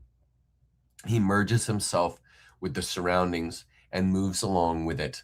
These are the principles, here it is, of mental hygiene. And what have we been talking about tonight? But what would that be? Mental filth. I don't know what the word would be, but there you go. Okay. Achieving unity and effortless flow. No mind refers to a profound unself-consciousness where the mind operates with effortless wholeness, free from the interference of a secondary ego that monitors and controls every action. No mind is the germ seed of virtue, and Watts illustrates this through a vivid analogy. The ordinary person is akin to someone who must manually lift their legs to walk, burdened by overthinking and self-imposed effort, whereas the Taoist has mastered the art of allowing the legs, and by extension, the mind, follow the metaphor, to function naturally and autonomously. This is why when you want to get up and go to the kitchen to make something to eat, you don't think about walking there. You just stand up and go. And this should be the same thing with every action, is where the Taoist is pointing, where Zen is pointing.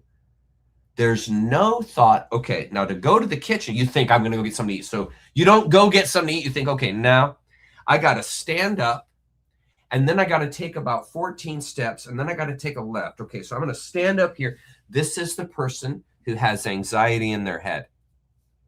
That's the picture. This is the person who has the tapes running over and over and over and over again. Do you see? Your mind is in the way of your actions. You're overthinking. You're never going to share the authentic point as long as you're thinking, this is where I need to go. This is the path I need to be on. This is the way I should be treating that person. This is the way I should be treating myself. You see, you're already behind the ball at that point. You're going through relations and conventions. And the whole idea is to move outward without having to think through, concentrate any of those relations and conventions. This is where it is pointing, yes. Okay.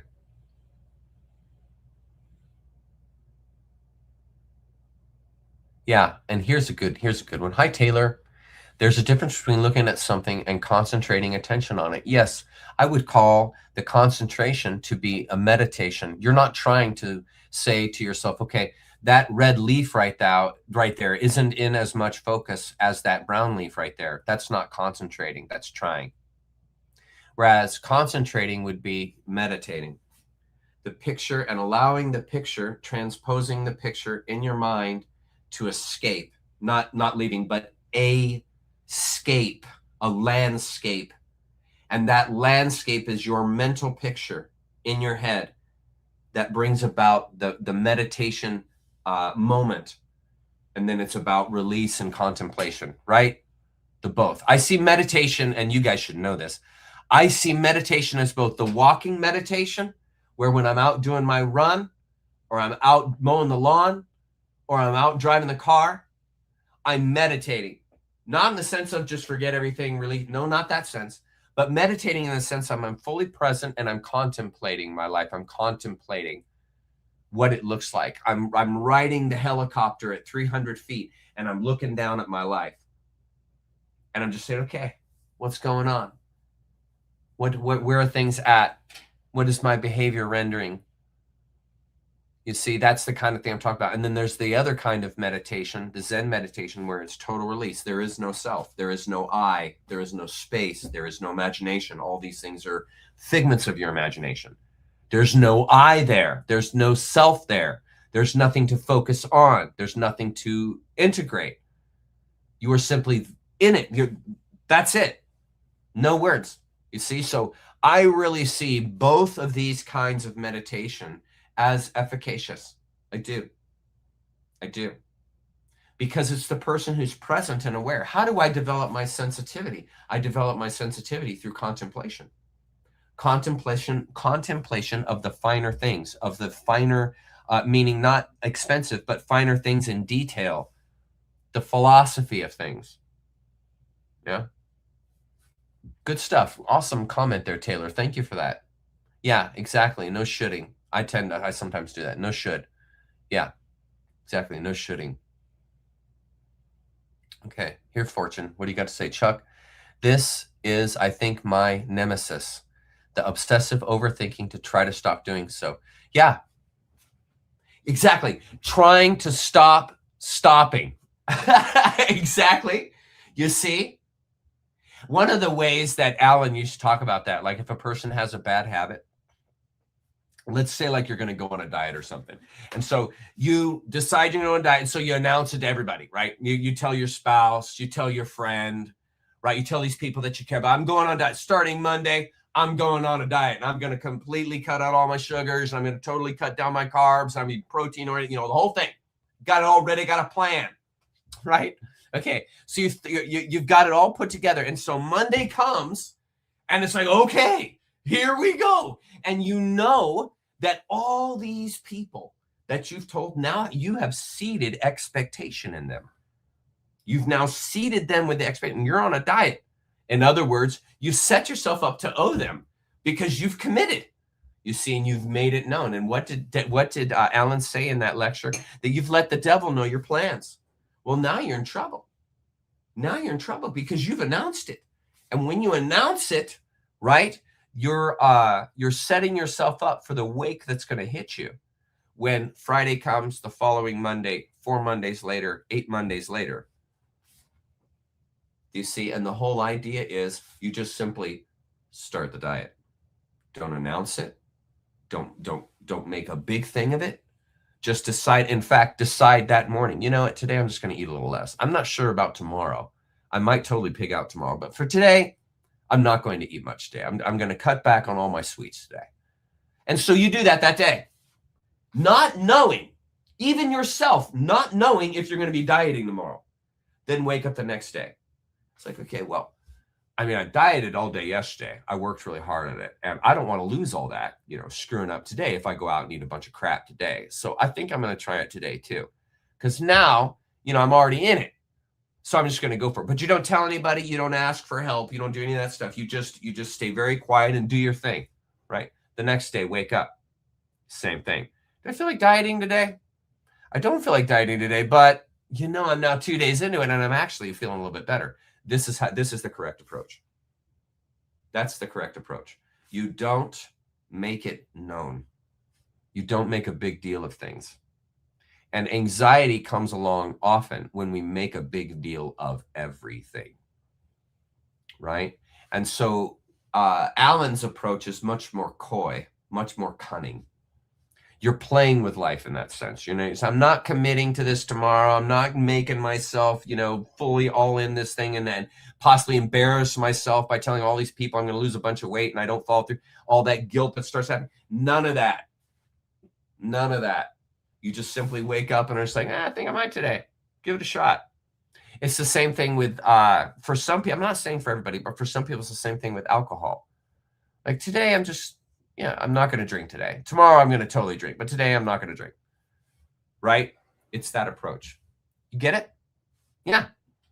Yeah, not too much focus. How does Chuck do that? How does Chuck do what? I need to remember this. Don't make a big deal of it. Okay, you said that, and then you said, how does Chuck do it, Kogi? Yeah. Isn't it amazing, Fang Dang? Isn't it it's uncanny how that works. It's uncanny. Because logically, it doesn't make any sense. Because logically, it's like, no, man, you have a plan. Like, you got a whole schedule. You got a whole schedule. You got a whole thing, whole structure. Come on. We're going to set yourself up for failure. You see, life isn't a one-size-fits-all. It's not everything is like that. Certainly, when you're building a house, you certainly should do that. But when you're building a psychology, when you're building a new thought pattern, well, you can't approach that like a construction project.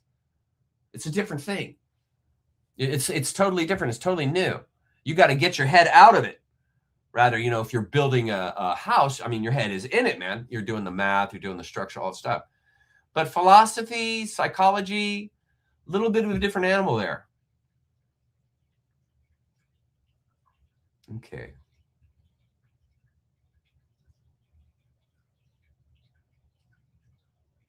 Yeah. Yeah. Yeah. It's a good idea, man. It's a good idea. It's a good idea. Interesting concept there. You wonder if they twist it around like that, don't you? Interesting. I wouldn't put it past them. And they might have been referring to that with the Kikion. That might have been what the water into wine thing was, a mockery of the Kikion and the work at Eleusis. And basically for over 1,000 years, every single person going and drinking the Kikion at Eleusis and changing their life. Again, here's another epiphany moment. People would go and do the meditation at Eleusis, and their life would be transformed forever. How many people do you know that have taken mushrooms where they've said their life changed forever? It can happen. It can happen. And it was unintentional. I'm sure when they ate the mushrooms, they had no intention of their life changing forever. But look what happened. See, they were intentional in taking the mushroom, but it then unintentionally affected them. That's Zen. That's Zen. That's Zen. Intention without intention. That's it. Yet my brain easily turns into a hamster on a hamster wheel. Yeah. But since the Zen teachings, I notice I jump off the hamster wheel sooner. Good. Even though this difficult season. Yeah. Good job, Miss Redhead. Awesome. Awesome. Yes, you did. Thank you for that. We owe you a debt of gratitude. Thank you. Thank you. I appreciate that. I appreciate that. Okay. Isn't it interesting there? Yeah. Yeah. Isn't that interesting? Okay, we good. Looks like you guys are good.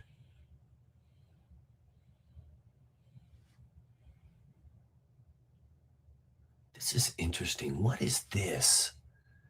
You shroud honesty of money. What does that mean?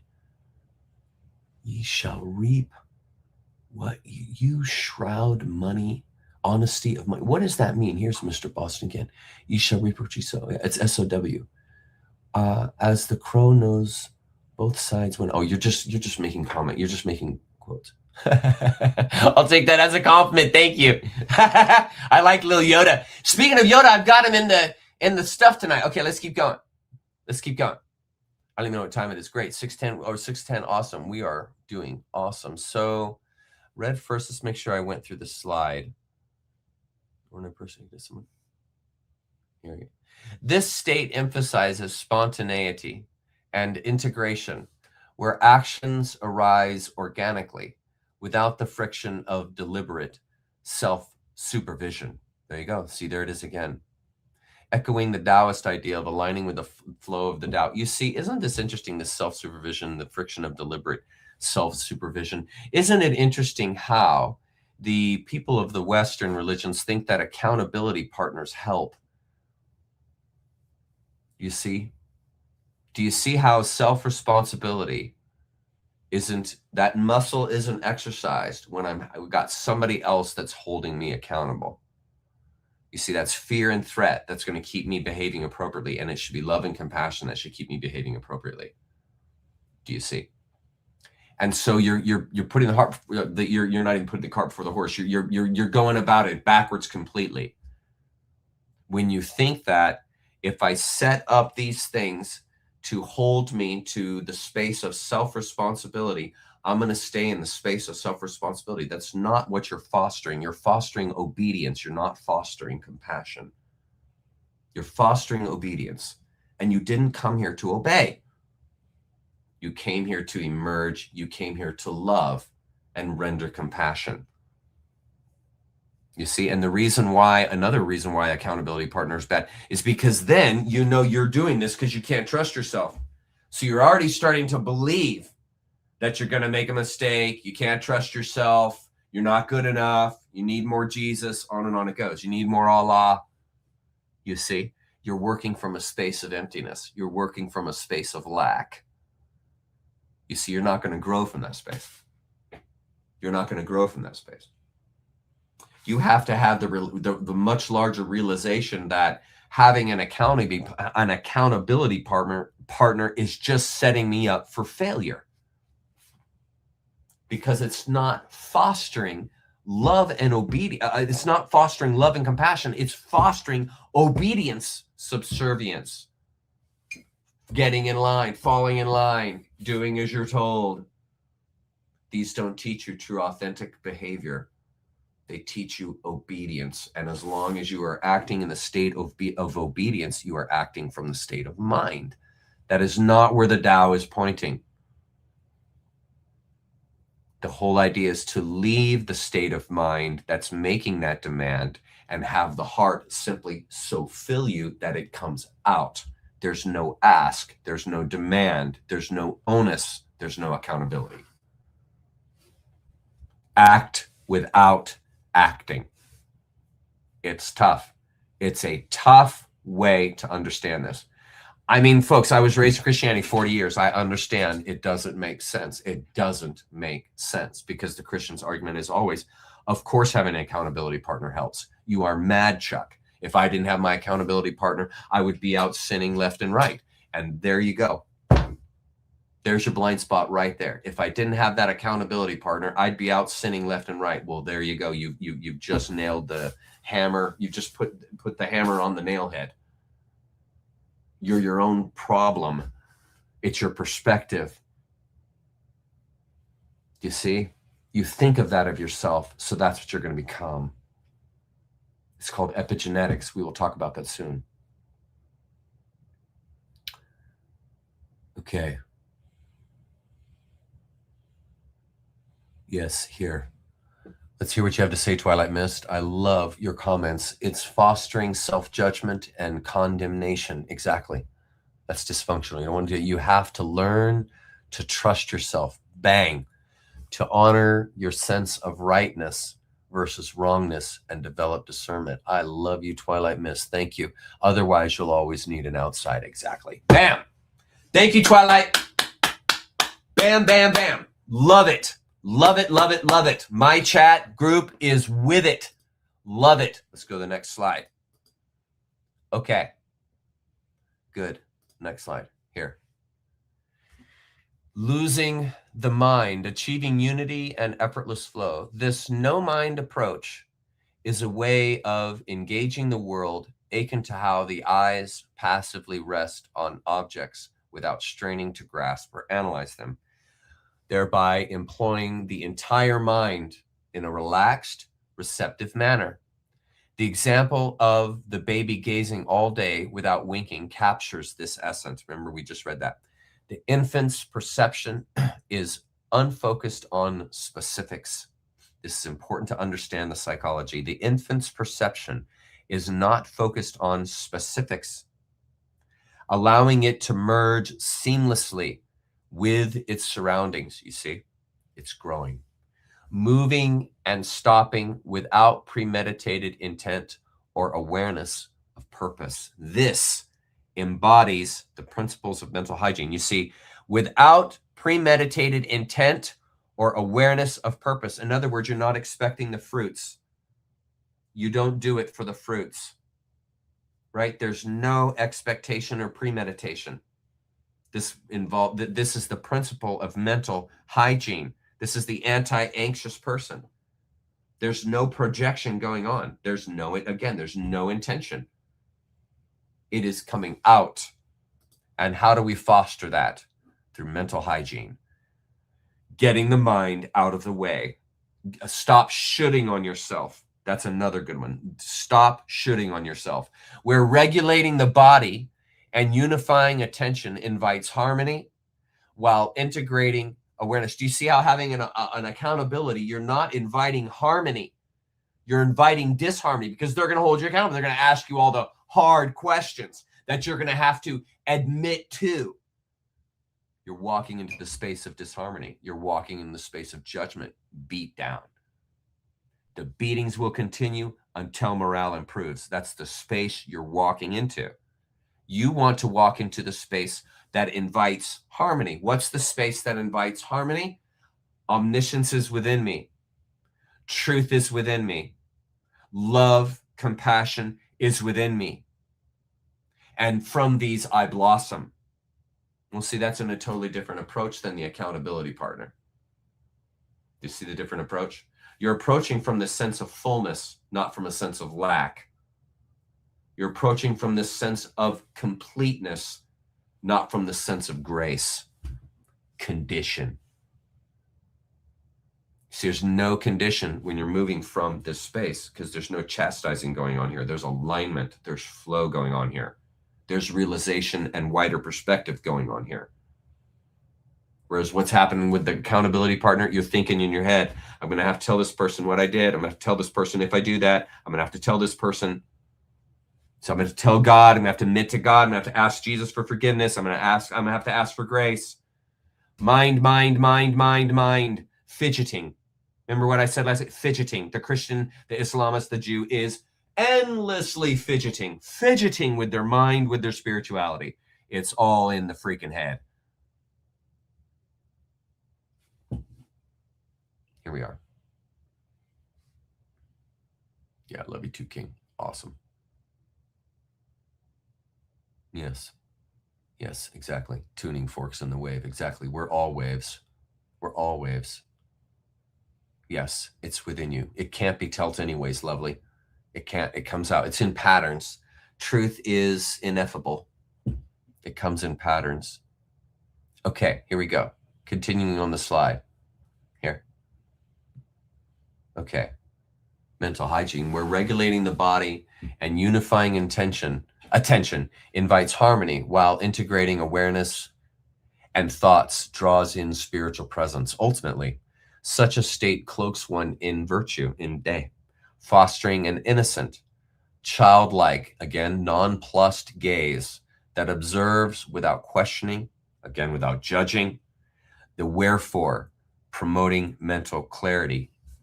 Right there on the right. If you regulate your body and unify your attention, the harmony of heaven will come upon you. You will integrate your awareness and unify your thoughts. Spirit will make its abode with you. Isn't that beautiful? De, virtue, will clothe you. Think of that thought. Will clothe you. Authenticity will clothe you. Could you imagine anything more than you'd want to wear in life than your authentic self? To just be your authentic self and to be able to love others without being asked, to show compassion without being told, right? To know God without obedience. Yeah. Your eyes will be like those of a newborn calf, which seeks not the wherefore. Isn't this awesome, you guys? And this stuff is so good. Man, I hope you guys are hearing this, man. This stuff changed my life, man. This stuff is so good. Next slide. Man. Okay, losing the mind. Shin is the mind heart. We know that. The holistic core encompassing thoughts, emotions, and intuition. In Zen, the original mind, Shin, isn't the chattering conscious mind, but a deeper, spontaneous center, like the mirror mind view in Wu Wei. Remember, the mirror reflects without any distortion. The mirror reflects what is in front of it. This is to be the action of life, to reflect what is in front of you. Wu Shin means no ego interferes, letting Shin flow naturally, which manifests as day, right? The heart mind, when it manifests as day. Just like the material universe, or when God manifests, it manifests as the universe. So here we see when the heart mind manifests naturally, it manifests as virtue. Is not the universe virtuous? Of course it is. Effortless excellence, an artist painting intuitively. Exactly. It can't be forced. See, you can't force it. It's like asking someone to love you. You've already killed the love when you asked.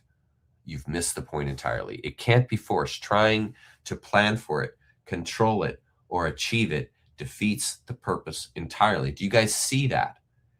This is why you cannot plan spontaneity. You cannot plan rapture.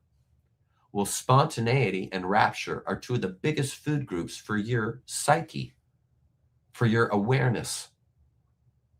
And neither one comes from a plan. Both of them come from participating in the flow. That's why I say to you guys so often when you write me how much I appreciate your participating, because that's how you avail yourself of rapture, of spontaneity. You're participating. And then by participating without a plan, you see, you allow the world, you allow nature to be seen, because you're not putting your plan, your thoughts, God's will on top of it, on top of your life, so that it becomes distorted because you're looking at it through a lens. The whole idea is to remove the lens. That's the authentic view. What is my authentic view of the sky? Looking up with my eyes, right? I'm looking through an inauthentic, in a sense, when I look through a lens, because now I'm looking through the distortions of the lens. So it can only render, that lens can only render so much of the universe. I'm going to see a lot more of the universe when I use my authentic eyes. If I want, I can get scientific and use a lens, but understand I'm only seeing a portion. So I'm not going to be able to draw conclusions from that small vision, from that small sight. And this is again the picture of the person who has grown up in the religion. They're looking at the religion through their lens, whether it's Christianity, Islam, Judaism, atheism, whatever. They're looking at the world through, how much of the world am I seeing? I'm only seeing what the lens can offer me. That's why it's so important to put the lens down, put the scientific lens down, put the religious lens down, put the beliefs down, meaning rid of them, and look, behold with your authentic eyes. You see? Yeah. Yeah.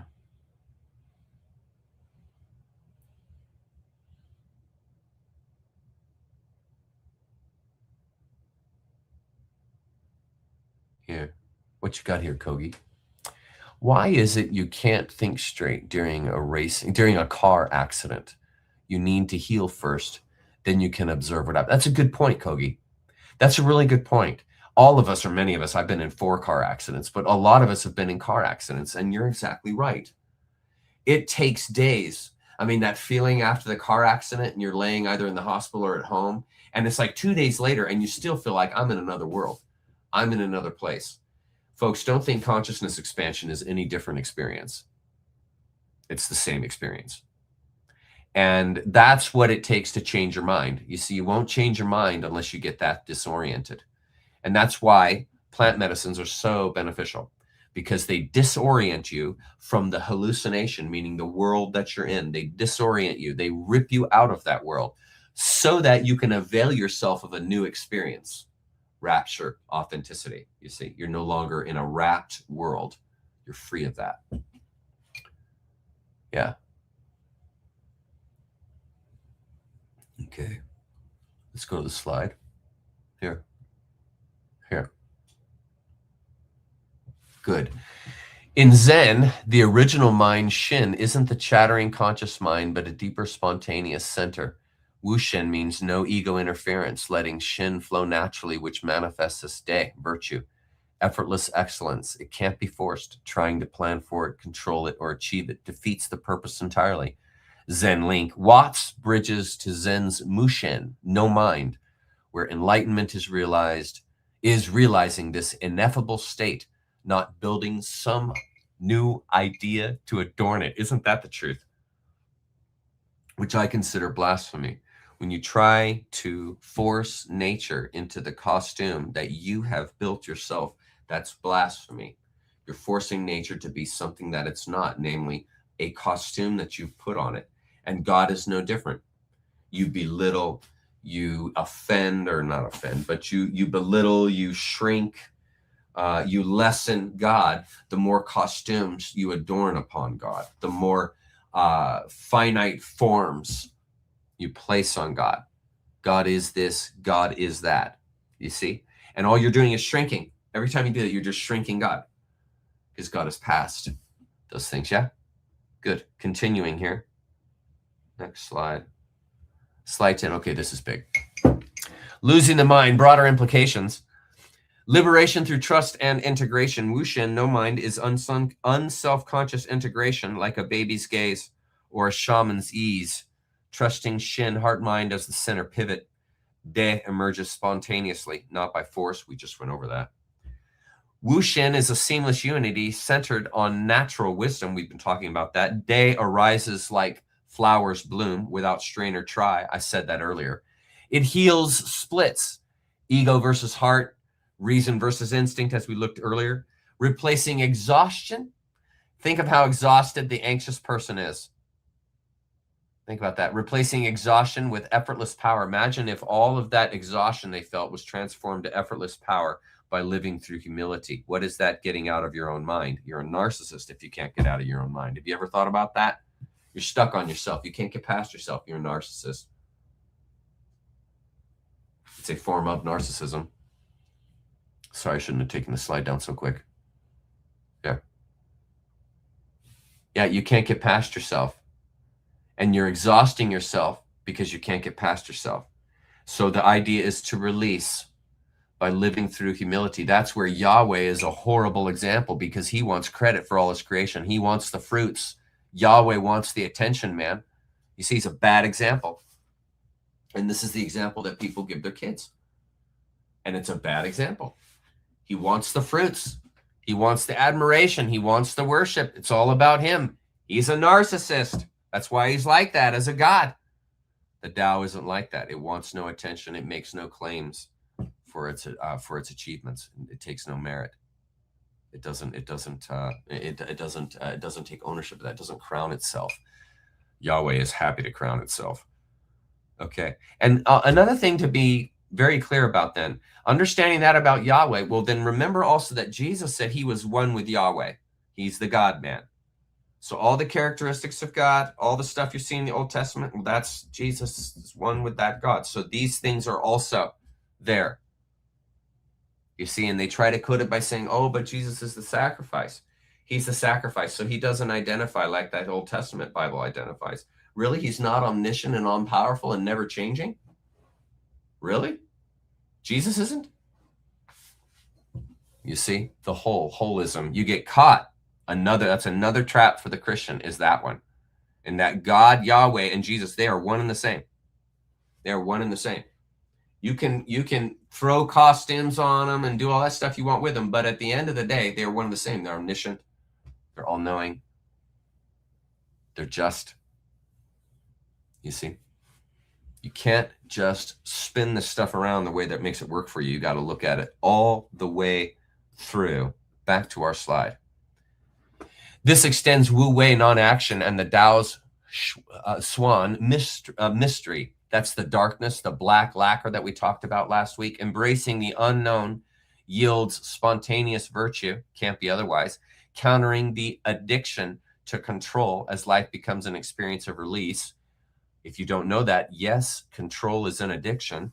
In modern terms, it's like flow states in sports or a breakthrough in psychotherapy, which is what I'm trying to do tonight for you guys. I'm trying to help you have a breakthrough in your psychotherapy, realizing that Western religion is psychosis.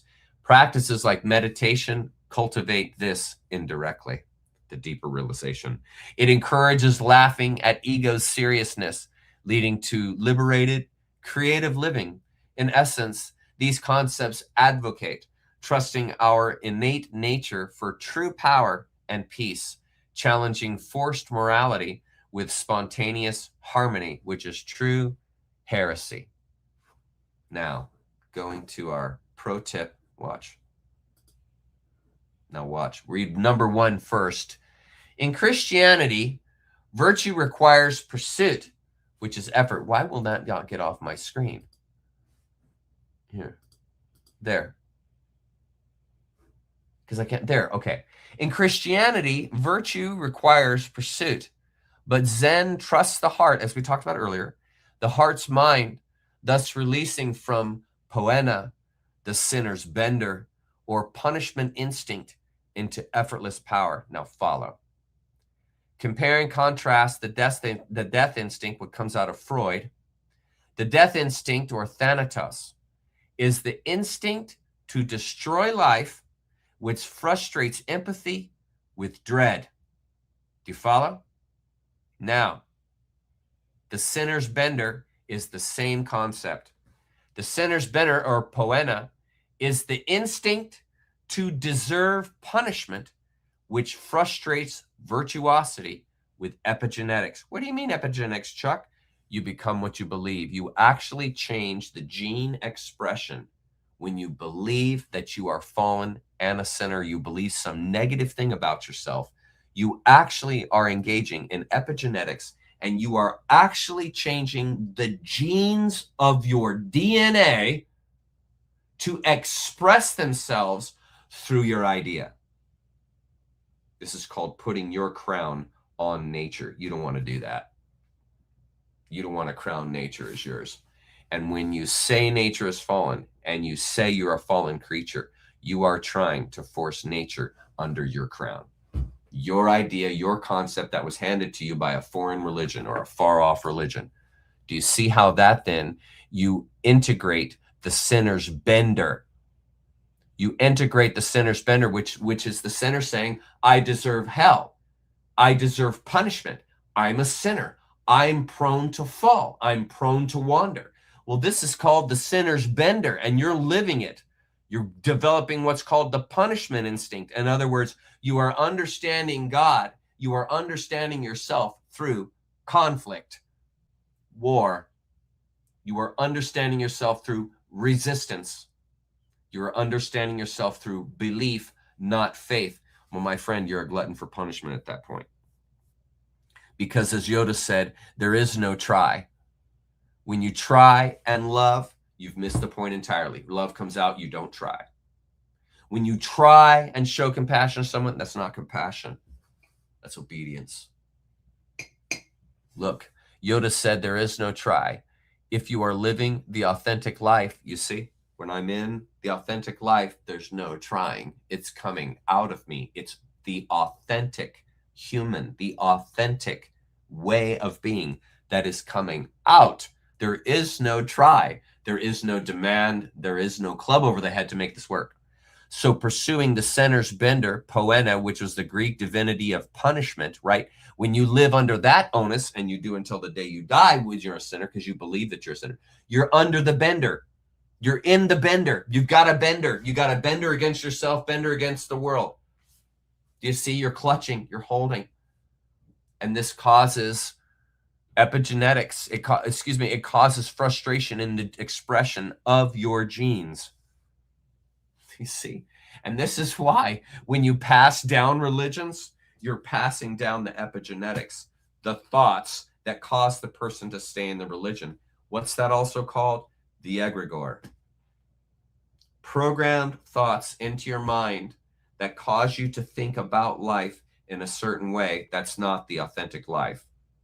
That's thinking life how you were told to think life, how you were told to think yourself. Are you a societal institution or are you a nature creature?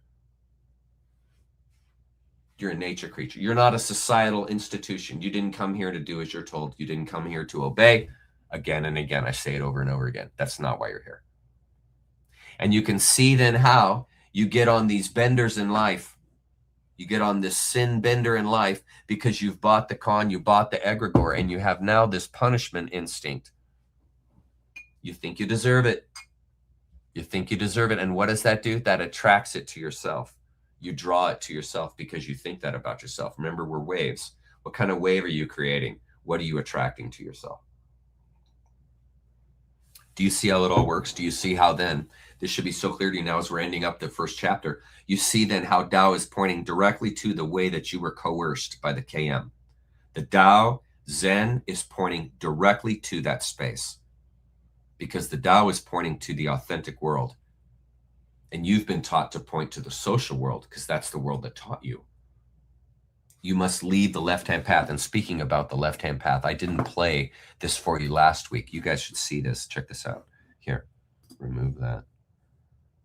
Here, watch. This is Campbell. I forgot to play this for you guys last week about the, when we were talking about the monomyth. Listen to Joe here talk about this. Now, there are two kinds of mythology. There's what is called the right-hand path, the mythology of the village compound that keeps you fixed in the context of your world. And you grow up here, you live as expected, you live a dignified, successful, and in a rich society, a richly developed life. On the other hand, you may flip out. You may have a feeling of incongruities here. This doesn't go with me. And then you move out. You move out into a realm of danger. This is known as the left-hand path. You follow the way of your own bliss. And you are in a realm for which there are no rules. And since your bliss is not mine, you don't know where you're going. Here you will live a life of danger, creativity, perhaps not a respected life, but certainly an interesting one. And these are the two choices. And there are mythologies for both. There's the right-hand mythology, which is local to each culture. And then there is what I would call the general mythology of the hero journey, the night sea journey, the hero quest, where the individual is going to bring forth in his life something that was never beheld before, namely the fulfillment in time and space of his own potentialities, which are peculiar to himself. Brilliant. You see? Brilliant. I'm sorry I forgot to play that last week. I should have done that. Okay, now. Going back to our slides here, end of stage. Okay, we just covered that. Good. Nice, we're moving right along. Day through trust. Heart mind. The true mind is no mind, which is to say that when the shin is, true. Sorry, I was supposed to read the right first. Sorry, I didn't see that. Okay. The important point is that, according to both Taoism and Zen, the center of the mind's activity is not the conscious thinking process, not the ego. When a man has learned to let his mind alone so that it functions in the integrated and spontaneous way that is natural to it, there you go, no stress, he begins to show the special kind of virtue or power called day. This is not virtue in the current sense of moral rectitude, but in the older sense of effectiveness. That's a key line. As when one speaks of the healing virtues of a plant, day is, furthermore, unaffected or spontaneous virtue, which cannot be cultivated, it can't be cultivated, that's key line, or imitated by any deliberate method. In other words, no plan. That's the left-hand path. The true mind is no mind, which is to say that when the shin is true, is working properly, when it works as if it were not present. Again, no mind. In the same way, the eyes are seeing properly when they do not see themselves in terms of spots or blotches in the air. All in all, it would seem that shin means the totality of our psychic functioning, and more specifically, the center of that functioning. You see, heart-centered. Does that make sense? Does that make sense? I'm looking at chat.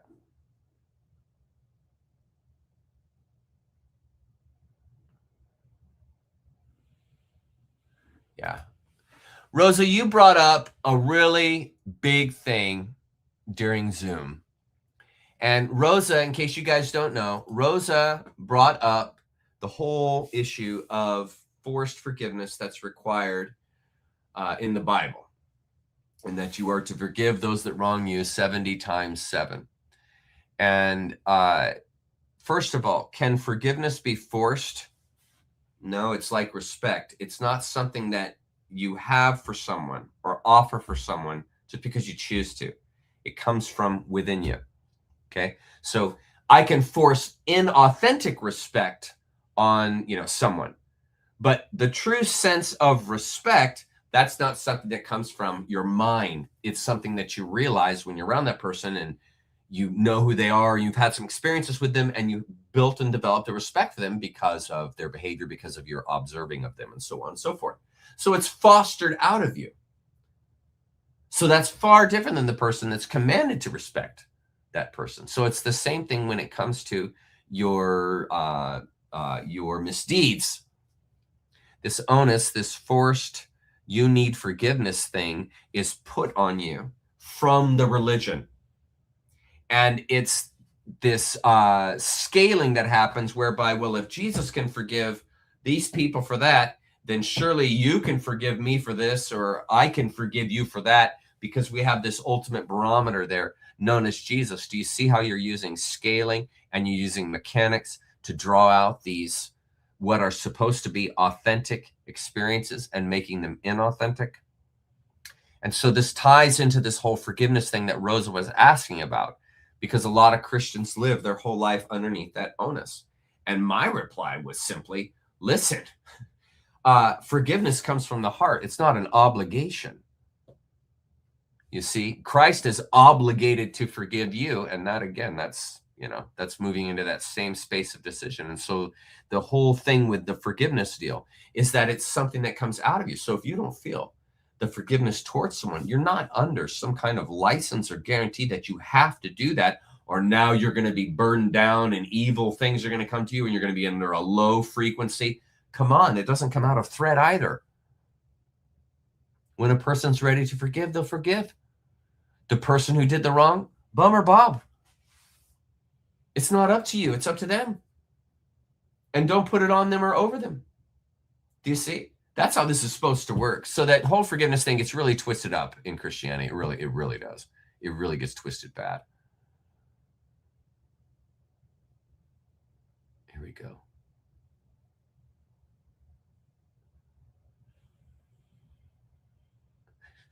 I hear you.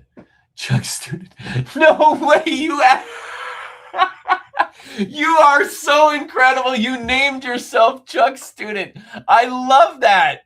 Oh my God. That's fantastic. Thank you for that. I'm so honored in that. Thank you so much for that. That's greatness at Chuck student. That's so greatness, dude. I love that. Look at people talking to you. I love this. It's a horrible pathology. Watch those who love cotton religion. Yeah, exactly. Exactly. That just cracks me up. At Chuck student. That is such greatness. Oh my God. That's so funny. Yeah, it's true. Isn't it true, Silver? Isn't it sad? It made me so sad. I actually got a tear in my eye when I watched some of my friends getting jabbed. I used to work at this store that was across the street from this open parking lot, and they set up these tents and they opened it up in the city. And most of the city here is pretty hardcore blue. And so they are definitely obedient when it comes to the government. And so they do as they're told. And so they were all told to go get jabs, and they obeyed.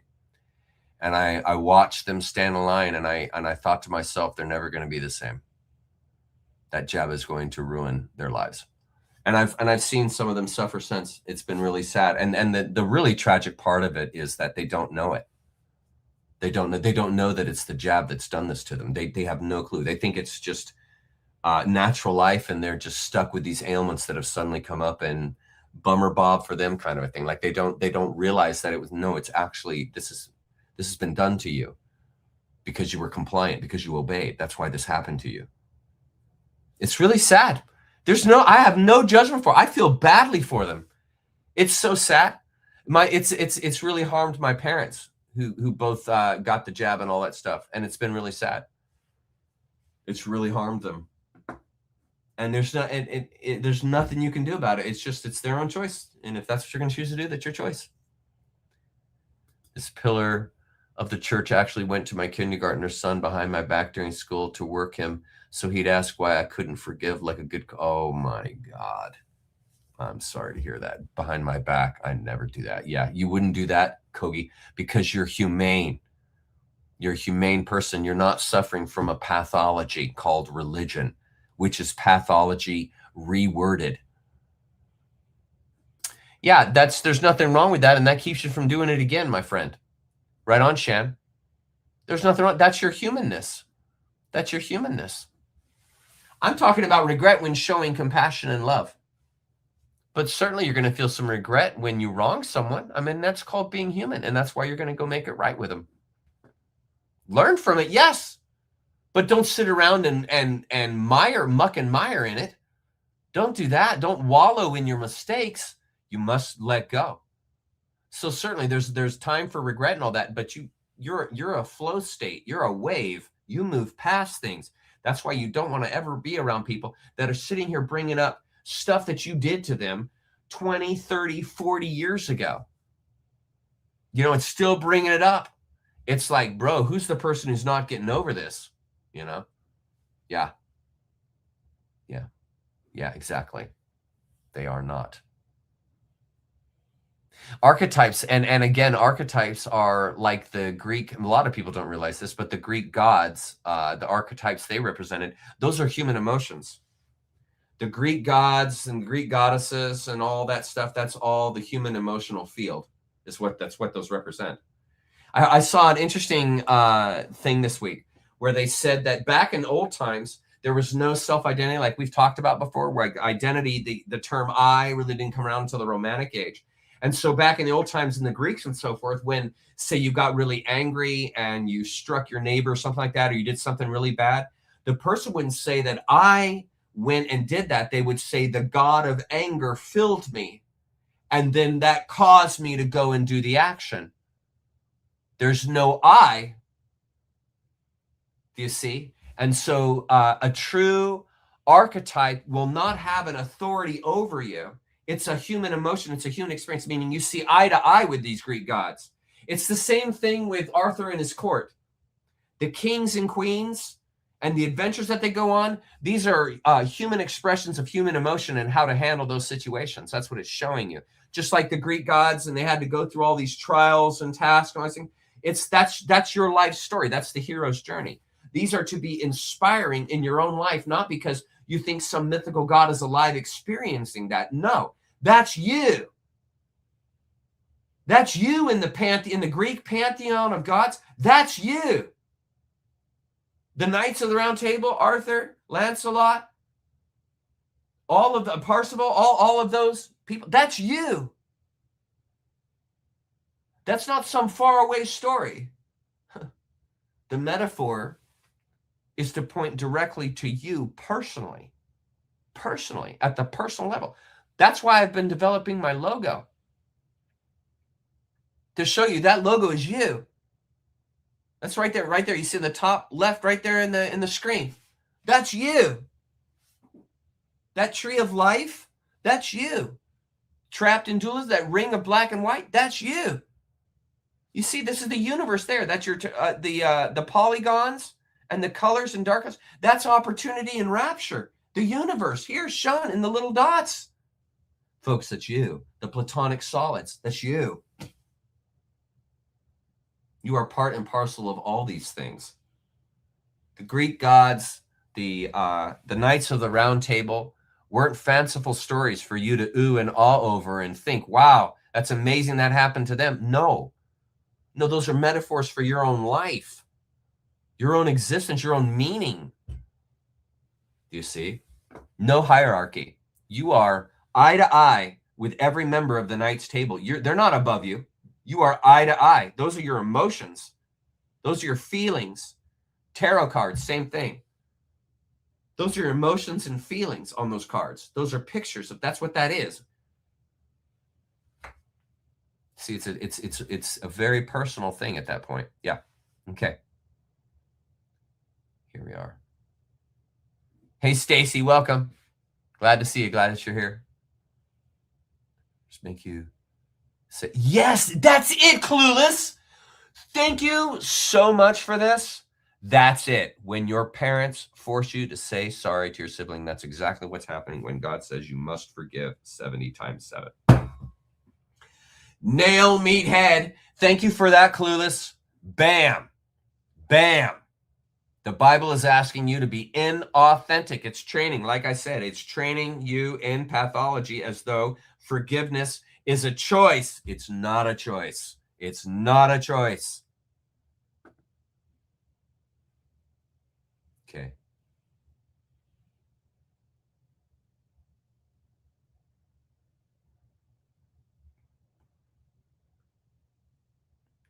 This is fantastic, dude. I like this Chuck student, dude.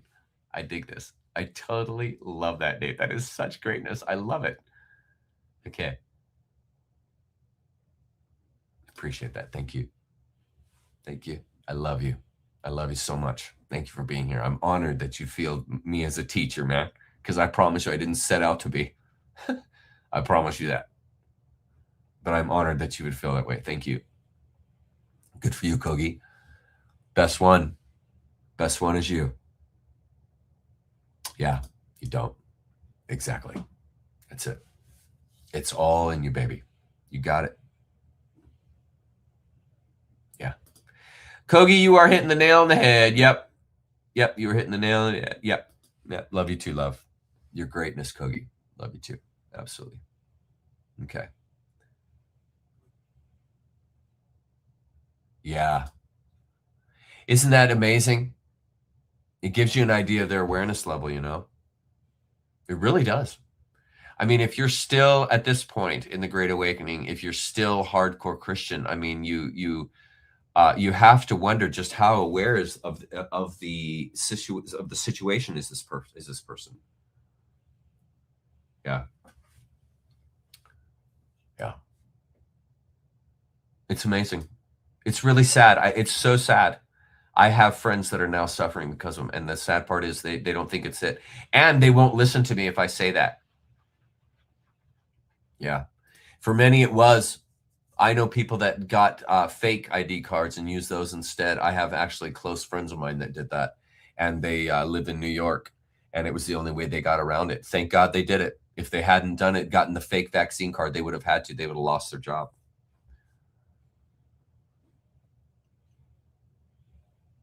Yeah. Yeah. Me too.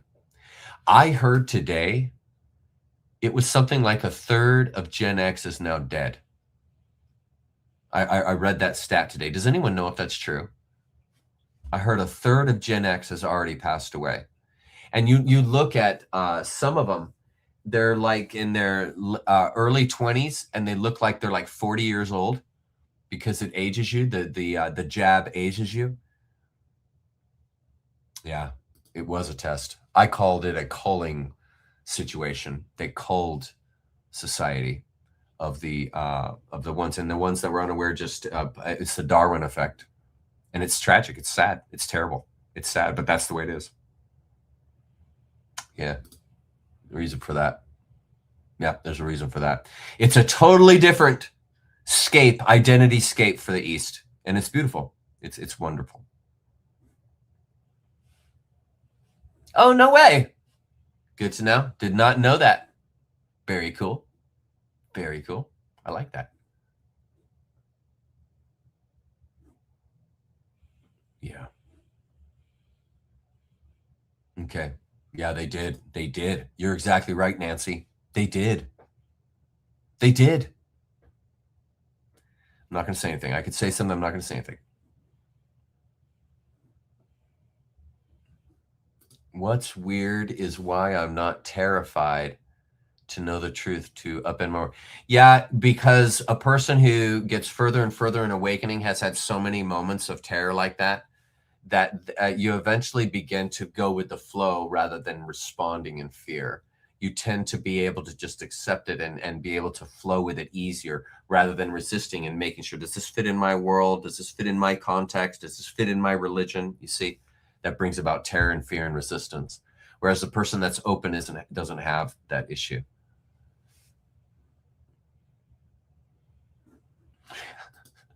True that. True that, King.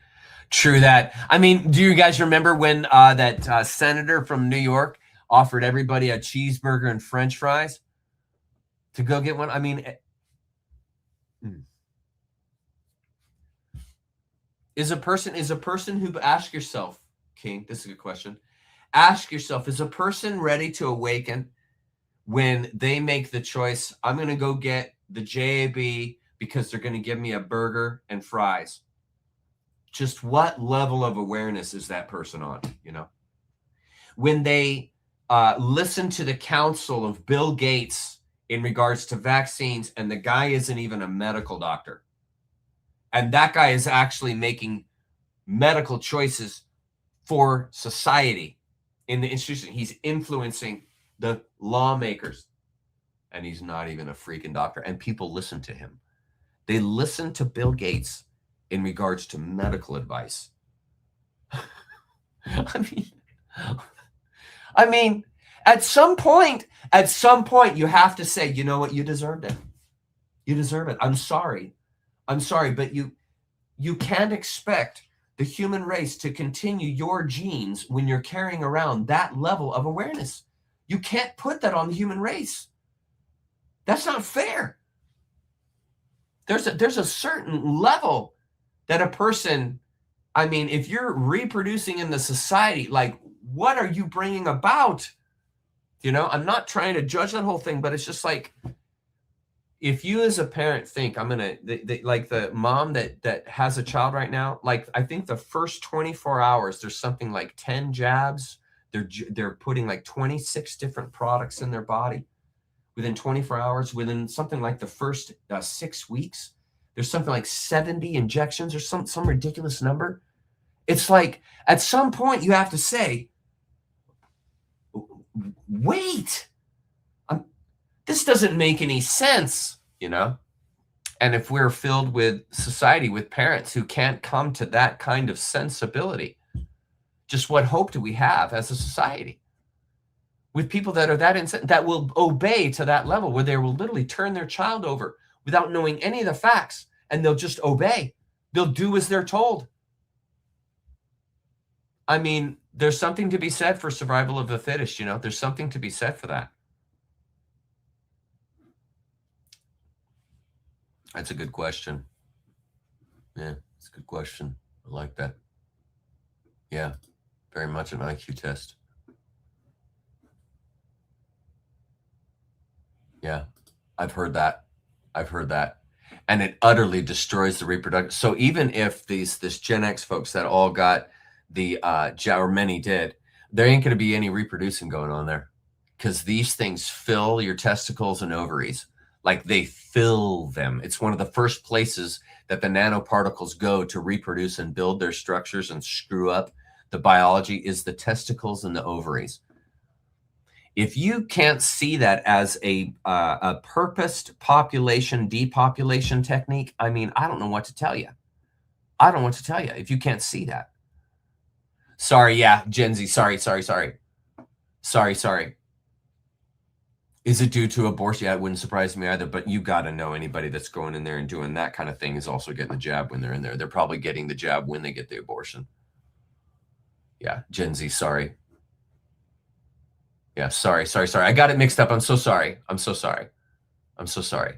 Sorry. It's Gen Z, sorry.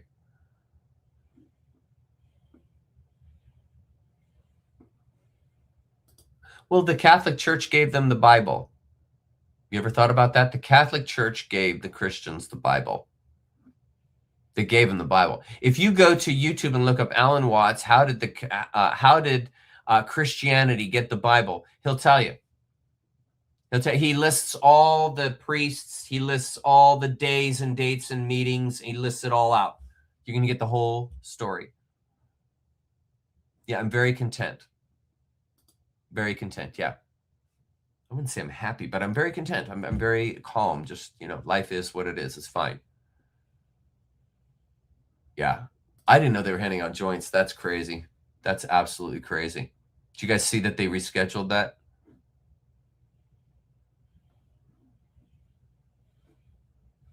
Yeah. Bam. I went to Costco one time in Bellingham. And I had a lady, I had my mask on because you weren't allowed in Costco without wearing a mask. And so, I complied with some of this nonsense because, it wasn't worth it to me. And so I made the mask so that it came just right in front of my nose like that. And then I had it super open. So it was around me, but like I had good flow going on. And this lady saw that I was doing that. And man, she had it out with me. She had a piece of her mind to give she couldn't afford to lose, I'll tell you. Yep. I just kept on trucking, hardly even addressed her. Yeah, you can't talk to crazy people, man. They'll make you crazy. Make you crazy. You guys got any other stuff, or should we go to the next slide? What time is it? 7? Oh my God, we got plenty of time. 7 o'clock. Yeah, very true. True. I've seen that before too. Yeah, very true. Yep. Righteous indignation. I talk about that in my book. Yeah, that's another tragedy. I have friends that have been affected by that. It's really sad. It's really sad. Yeah, she's great. Yeah. She's great. Yeah. I'm sorry, Kogi. I'm sorry. It might have been written by a number of them if they even existed, but the entire thing is a psyop. It really is. Religion is a psyop. Western religion is a psyop. I'm sorry. Yeah, you're right. In fact, the King James was written by a Freemason. 33-degree child rapist is the one who authored or edited the King James version. It's sad. It's going to be hard for Christians learning this stuff. Yeah. Okay, let's go to the next slide. Here we go. Yeah, happy solstice, whoever said that. Here we go. Okay. Day through trust. The true mind is no mind. I think I read that on the right already. Let's see. How far did I get on this? Should be a center of functioning, which is associated. Center mind's ego, not the ego. When a man has learned to let his mind alone so that it functions in the integrated and spontaneous way that is natural to it, he begins to show the special kind of virtue or power called de. This is not virtue in the current sense of moral rectitude, but in the older sense of effectiveness. As when one speaks of the healing virtues of a plant, de cannot be cultivated or imitated by any deliberate method, and that is very clear by now to y'all. Artificial virtue. Confucianism focuses on li, ritual propriety, and gen, benevolence, enforcing social harmony through structured roles and rules, like a well-orchestrated dance where everyone knows their steps. Well, excuse me, but that's not authentic. It isn't, is it? Artificial virtue relies on conscious effort. Follow precepts to become good. You see, follow the rules to become good. Taoists, however, see this as superficial, which it is. Like painting over wood grain instead of letting its natural pattern show through. Genuine virtue, de, isn't manufactured. It's innate, arising when one aligns without striving. And that's the picture of the bicycle balance. And for those of you that are wondering what this would be like, it's like riding a bicycle. You're not trying to balance, are you? But yet you're perfectly balanced. You come to the corner, you start leaning. You're not even trying to maintain that balance. You are in the balanced state without trying. That is the exact picture of where Tao Zen is pointing towards, whereby you're in that pocket, you're in that essence, you're in that state, but you're not trying to be in the state. And it's exactly like riding a bike. Do you see? And it, in many ways, is like a muscle.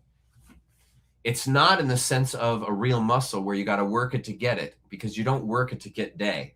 But it's a muscle in the sense of realizing I have to get my mind out of the way so I stay in this complementary, this open state where I'm not resisted and accepting. You see, you're placing yourself, that's the role of the mind, to place you yourself into participation so that your heart can experience rapture and spontaneity.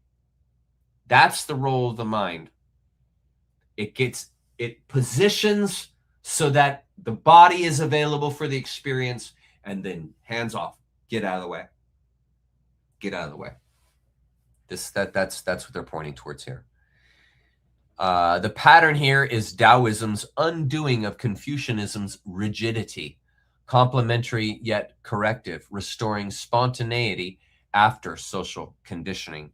Taoist virtue liberates by dissolving artificiality, act without acting, be good without trying, a faith without belief.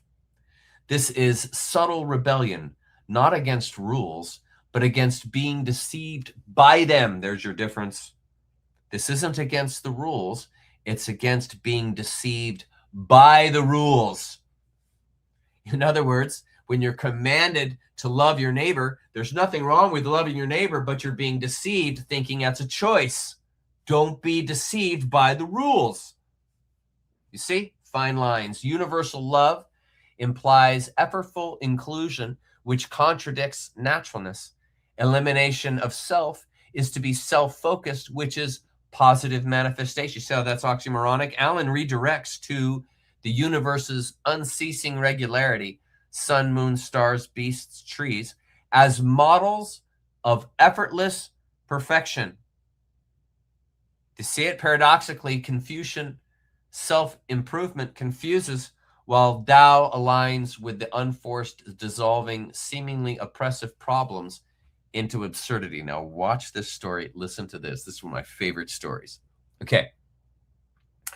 Chuang-Tzu made up the following imaginary dialogue between Confucius and Lao Tzu. Remember, Confucianism is what he's been talking about here, where it's artificial, it's relying on conscious effort and precepts to become good. Okay, so Confucius and Lao Tzu is one of the central figures to Taoism.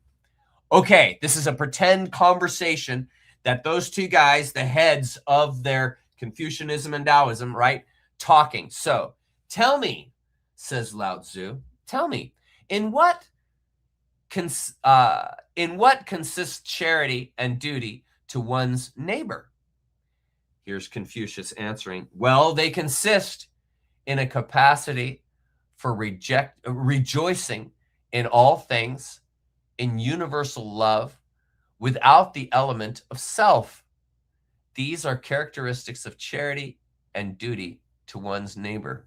Let's see, now follow this. See, to have capacity, there's a self. So just catch on here. Here we go. What stuff? Cries Lao Tzu. In other words, what are you talking about? Does not universal love contradict itself? Do you see that? Is not your elimination of self a positive manifestation of the self? In other words, when I say I want to get rid of my ego, isn't that a positive manifestation of the ego? Lao Tzu is laying it down here. I mean, he's putting Confucius in his place. Here we go. Sir, if you would cause the empire not to lose its source of nourishment, there is the universe. Its regularity is unceasing. There are the sun and moon. Their brightness is unceasing. There are the stars. Their groupings never change. There are the birds and beasts. They flock together without varying. There are trees and shrubs. They grow upwards without exception. Do you see what he's pointing towards? Be like these. Be like these, Confucius. Follow the Tao, and you will be perfect. Why then these vain struggles after charity and duty? There it is. Obedience. Doing as you're told to one's neighbor, as though beating a drum in search of a fugitive. In other words, the beatings will continue until morale improves. Alas, sir, you have brought much confusion into the mind of man. Do you see how Lao Tzu just let him have it? Let him have it, because Confucius' reply was, in a capacity, the I, for rejoicing in all things, the fruits, which you never want to do things for the fruits, in universal love without the element of self, these are the characteristics of charity and duty to one's neighbor. He's affirming the I by disaffirming it here. Do you see the madness? Paradoxically, right at the bottom, Confucian self-improvement confuses, while the Tao aligns with, again, the unforced, the undirected, the unstructured, dissolving seemingly oppressive problems into absurdity. It's like the person who suffers with the anxious mind. It's their own mind that's bringing about the anxiousness. That's not coming from someone else being forced on them. It's their own repetitive tapes going over and over and over again in their mind. In other words, it's on them. It's all them. They are their only escape. And that's why what Confucius said here, come on, that's why what Confucius said here, in a capacity for rejoicing in all things, he's already lost the plot. He's already thinking of the fruits. If you are thinking of the fruits of whatever it is you're going to do, you've lost the plot. You've lost the plot of virtuosity. You've lost the plot of authenticity, because you're already anticipating your rewards. What is the Christian doing with heaven? They're anticipating that crown with all those jewels and earning those jewels. Materialism, narcissism, locked into form, grasping. This is what brings about anxiety. Yeah. Here. Very good. I like it. Bustelo, Maserati. Yes, I like it. I like it.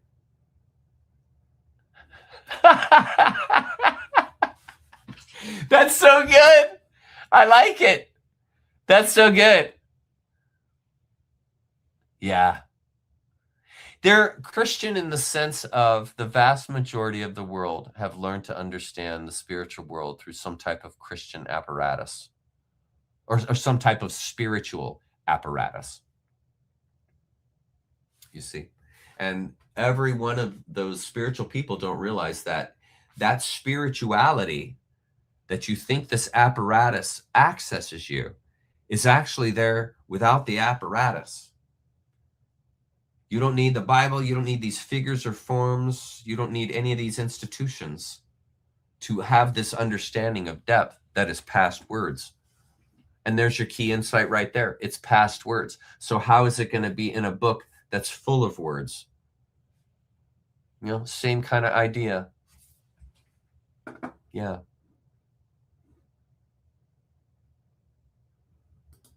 And you see, Catlin, yeah, society needs rules. Here's a good way of understanding the balance of this, because when I say obedience, I'm not talking about going out and running red lights and murdering people. That's not what I'm talking about.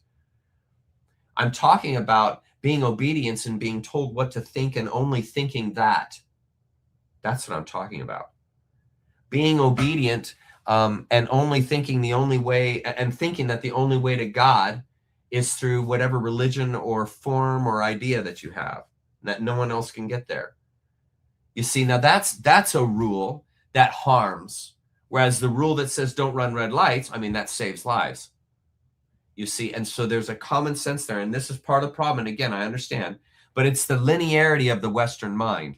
The Western mind wants a final authority. They want a final say. They want a final document. Give me the facts so I can follow them.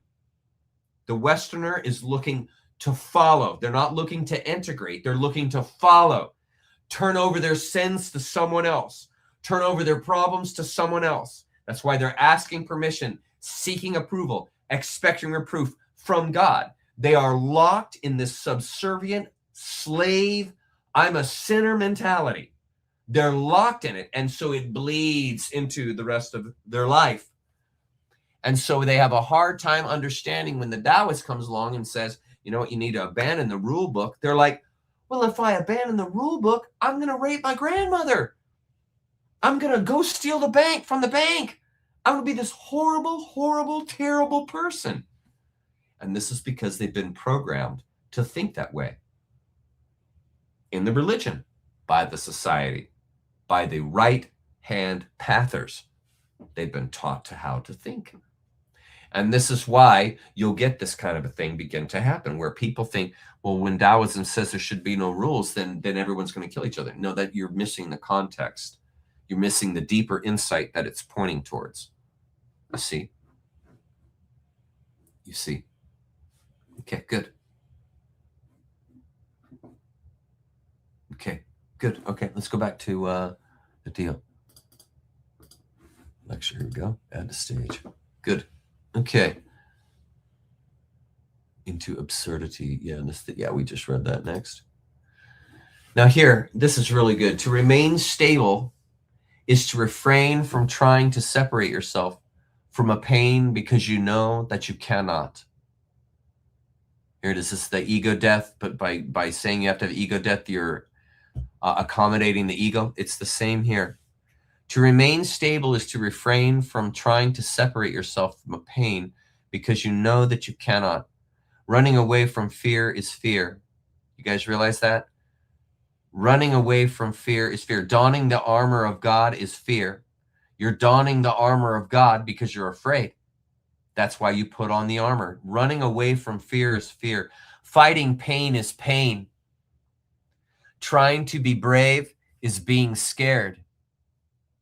You ever thought about that? If the mind is in pain, the mind is pain. The thinker has no other form than his thought. There is no escape. You are the master of your own life. You are the master of your own life. And this right here, trying to remain stable, is to refrain from trying to separate yourself from a pain because you know that you cannot. This is by the reason, the way all of this is absolved is through release. Release, because there is no escape. You must release. In other words, there's no escape route where you finally get through those things and then you accomplish it. You leave. You leave. There is no escape route. The escape is to leave. You see, and that is through realizing that all of these things, fear, pain, mind, all these things are in you. And the anxious person doesn't realize that they then are, quote unquote, in charge of the experience that they have. You see, because all these things are already in them. So where are you going to place yourself to have this experience of no fear? Well, it's not because I'm running from fear. It's going to be because I educate myself with knowledge. That which gives me pause, I can pursue knowledge and it won't give me pause anymore.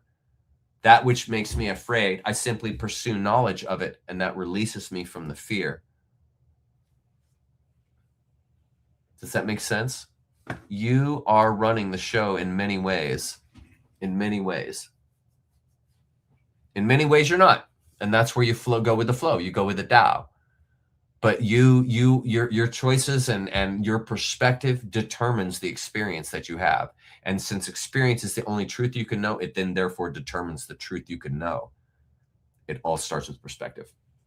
It all starts with perspective. And the one who has a smaller perspective will think by putting on the armor of God, I'm fighting fear. I'm getting rid of fear. And that's a lie. You're putting on fear. You're adorning fear when you put on the armor of God. It's the same thing as saying you're going to remove your ego. That just reinforces it. Okay. Next slide. Slide 15. Mystery is effortless action. Letting go of mental clutter unlocks profound capability. Pages 26 and 27 are a call to trust innate wisdom over imposed structures. True mastery in life, art, or any skill arises from a state of natural, effortless action, free from overthinking, rigid rules, or artificial categorizations. It's about aligning with the flow of things, the Tao, so deeply that conscious effort becomes unnecessary, in fact, counterproductive. And now we read, the Taoist critique of conventional virtue applied not only in the moral sphere, but also in the arts, crafts, and trades, according to Chuang Tzu. The artisan, Chihui, the artisan could draw circles with his hand better than with compasses. His fingers seemed to accommodate themselves so naturally to the thing he was working at that it was unnecessary to fix his attention. This is the natural. This is the person that doesn't have to try. You ever been learning to ride a skateboard with somebody and they just jump on the thing and they've already got a sense of balance and they're doing jumps 2 and 3 months before you ever got there? They're a natural. They're a natural and they don't have to try. That's why they're so good at it, because they're not really having to try at it. And there are gifts you have that make you like this. It's simply a matter of discovering it. Okay. His fingers seemed to, his mental faculties thus remained one. They were integrated and suffered no hindrance. To be unconscious of one's feet implies that the shoes are easy. To be unconscious of a waist implies that the girdle is easy. The intelligence being unconscious of positive and negative implies that the heart shin is at ease. And this right there is the reason why the gifted individual, they are at ease. You see, they're not anxious about trying to stay balanced. They're not thinking about staying balanced. They just are. It's like when you ride the bike, you're not thinking about staying balanced. You just are balanced. This is the natural flow. That's it in real word time picture. And he who, beginning with ease, is never not at ease and is unconscious of the ease of ease. And this is the gifted individual. They don't even realize that they're gifted. This is what is frustrating to those who aren't gifted in something they want to be gifted in. Who aren't gifted in something that they want to be gifted in. You see, an anxiety and angst can begin to build because the person who has to try at it, really try hard, and they still don't get it. You see how that can be frustrating and how we do that. A father is at ease with his daughter when her new boyfriend is introduced, while her boyfriend is thinking about every thought, answer, past, and near future implication of every word said by any party. And this, again, it's the same scene, the same picture, but the dad's completely chill. The dad's completely chill. Whereas the boyfriend, he thinks he's got to put on this certain persona. He wants to please the dad. He wants to please his date. He wants to be in good standing. He wants to have an answer for every question. You see, he's full of anxiety. And this is the difference between the two people. One person understands a situation, has been in that situation before, experienced there, and so they're cool with it. Nonplussed. That's the dad. He's nonplussed, right? And then the date, he's fully plussed. He's freaking out, right? Because he's trying to please. He's trying to be something. He can't be on the authentic state. He's afraid of being who he is because dad might not like him, or his date might see a side of him he doesn't want to show. You see, this is the person that's self-consumed. The Taoist has released all those things. It's not even entering in their mind. Do you see? And this is the state of ease. This is the state of relaxation. You're not having to try to be relaxed. You're just naturally relaxed. Yeah. Brilliant. Love it. Okay. Letting go of mental clutter unlocks profound capability. And see, we see here now, it's about aligning with the flow of things, the Tao, so deeply that conscious effort becomes unnecessary. In fact, counterproduction. And this is what this means here. The 5 colors will blind a man's sight. That means if you're told, this is what this means. If you're told there are just 5 colors, well, then you're blind to all the true colors of everything because you only have the 5. And this is the person who's been indoctrinated into something. They only know so much about it, but they think they know everything about it. And they're ignorant. They're blind to the fact that actually you know very little. And this is the same as the spiritual world is for the Christian. They think they've got the spiritual world figured out. The Islamist thinks they've got the spiritual world figured out. They think they've got the picture and they're right. You see, and this is the person this is the picture of anxiety. That's the picture of how you foster anxiety because you think you got it. And here, this person, if you try and communicate to this individual that there's only 5 colors, you think you got it right there. You don't, because there's more than 5 colors. The 5 sounds will deaden a man's hearing. It's the same line of thought. The 5 tastes will spoil a man's palate. This is a community. Don't limit nature. Don't box nature. Don't put in lines. Let it flow and be as it is. It will make sense as you simply exist with it. Chasing and hunting will only drive a man wild. Things hard to get will do harm to a man's conduct. Therefore, the sage makes provision for the stomach and not for the eye. In other words, don't eat the menu, eat the dinner. This must be by no means taken as an ascetic's hatred of the sense of experience, for the point is precisely that the eye's sensitivity to color is impaired by the fixed idea that there are just 5 true colors. There is actually an infinite continuity of shading, and breaking it down into divisions, here we are, with names distracts the attention from its subtlety. This is why the sage makes provision for the stomach and not for the eye, which is to say that he judges by the concrete content of the experience. Remember, that's the only truth you can know, not by its conformity with purely theoretical standards. There it is. Straight from Watts.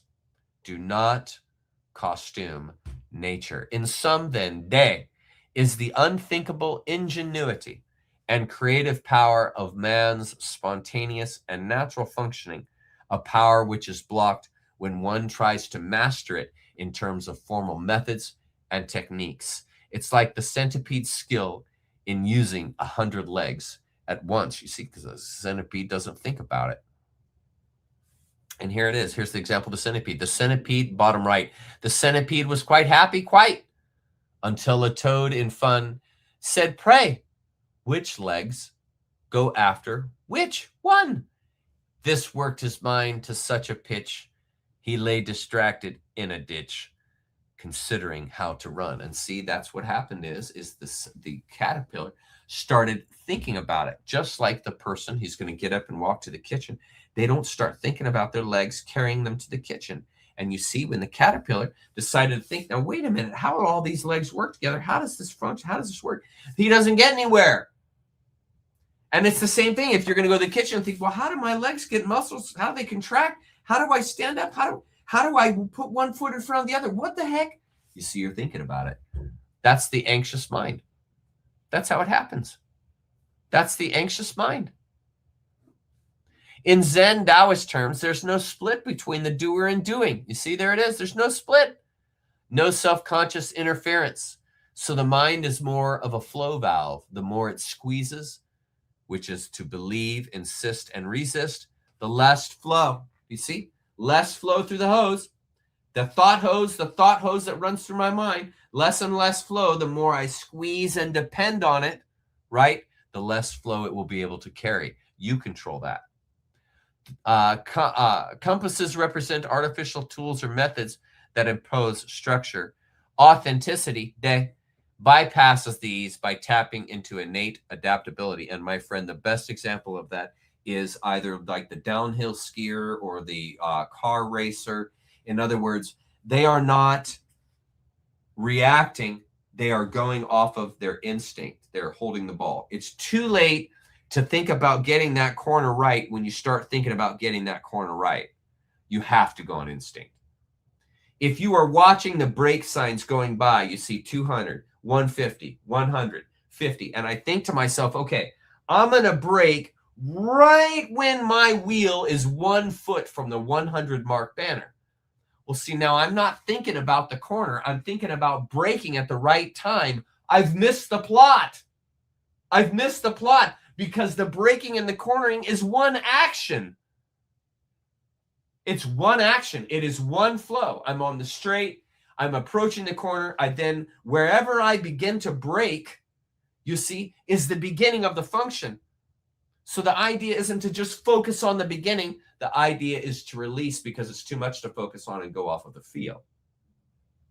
Go off when the heart says to break. It's just like Luke when he was in the tunnel and he's going to destroy the Death Star, and the Force, Obi-Wan Kenobi, says to him, "Get rid of the mapping system, throw it out."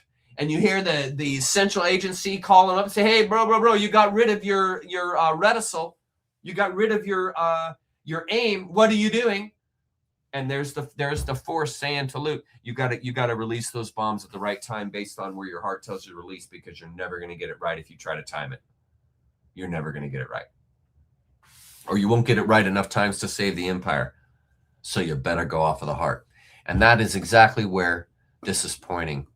Bypasses these by tapping into innate adaptability. That's why the natural driver, the natural runner, the natural skier will always be faster than the one who has to learn the technique from scratch. The one that naturally takes to it, naturally takes to the instrument, naturally takes to the skill, they will advance faster than the person who doesn't have that natural ability. And their potential, how good they'll eventually get should they keep practicing, is far greater than the person who is purely learning because they're forcing it. This should make complete sense to you. And it's the same thing with spirituality. It's the same thing. You can't force it. It comes out naturally through you. It's like a musician who improves flawlessly without sheet music, or a natural in their element where everything flows without intentional attention. True harmony is so seamless that you're not even aware of it, right? Is the driver aware of what he's actually doing? No, he's in the moment. He is flowing. Is the skier responding to, oh, there's a mogul, I gotta get out? No, it's all one scene. It's all one flow. It's all one action. And it started when they were going up the mountain. It's all one action. The mindset, where they're at, where the flow is at, it's all one action. And when they get to the top, when they're waiting, it goes, doot, doot, doot, doot, and that thing goes, they are one with this whole moment. They're not looking at that mogul head and say, okay, I'm going to make sure I'm going to go left on that one. Then when I get to that one, I'm going to make sure and go right. And then I got to go a little further that way. No, man, it's flow. Certainly know the course, know the corners, know the basics. But when it comes to the actual doing it, there's no doing. There's no choice. You are simply engaging the flow. If your shoes fit perfectly, here this elucidates it. If your shoes fit perfectly, you will forget they're there. Right? Don't you? No pinching, no adjustment needed. So you've forgotten it. They're fully functioning, doing the thing, but you don't even know they're there. Similarly, a mind at ease doesn't dwell on opposites like good and bad, success and failure, accomplished, not accomplished. It just responds naturally, like a stream that finds its way, or clouds that form about the currents. In other words, if you don't get the job, you don't sit in dismay and loss for 2 years. You get up the next day and you try again. If this relationship didn't work out with that person, that's fine. Let that relationship go and continue on your way. And when you're ready to have another relationship, go for it. Go with the flow. Do you see? Don't dwell on good and bad. Don't dwell on regrets. Learn from what you experienced and move forward. Don't stay lost in the past. Again, you're a wave. Flow. Flow. Good examples of mental flow: jazz improvisation, the racer racing, the dancer dancing, the painter painting. These are persons that are in the Quan. A profound regard for day underlies the entire higher culture of the Far East, so much so that it has been made the basic principle of every kind of art and craft. And there you can see how integrated the Far Eastern mind is into this concept. How many slides do I have left here? Let's see. 7:35. I have got, this is slide, where's my slide count? 18. I've got 1, 2, 3, 4, 5, 6, 7 slides left. Oh, I don't want to rush this. Yeah, I'm not going to rush. I'm just going to stay on this slide and keep going with Yoda, and then wherever we finish next week, we'll just go from there. Okay, so aligning the vector, meaning finishing chapter 1. We finished chapter 1 in these next 8 slides, but I won't get through them. Watts. To be unconscious of one's feet implies that the shoes are easy. To be unconscious of one's waist implies the girdle is light. Being unconscious of positive and negative implies that the heart is at ease. Do you see the pattern? And he who, beginning with ease, is never not at ease, is unconscious of the ease of ease. And the natural doesn't know how easy it is because it's who they are.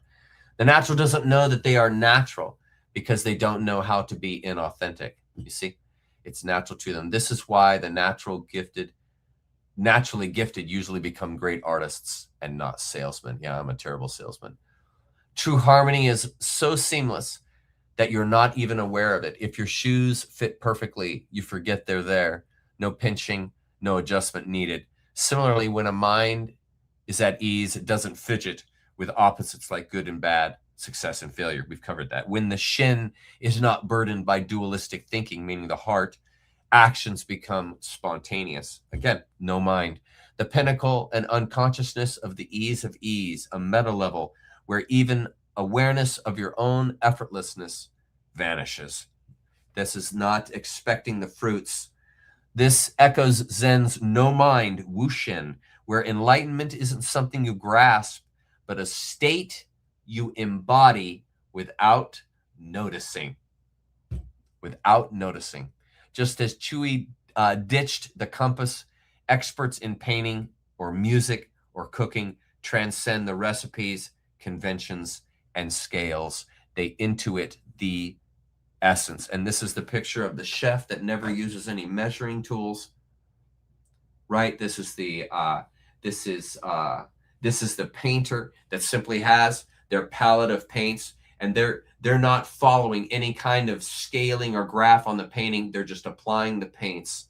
They just know where to go. It's like Ross. What's that guy's name? Ross, the painter Ross guy.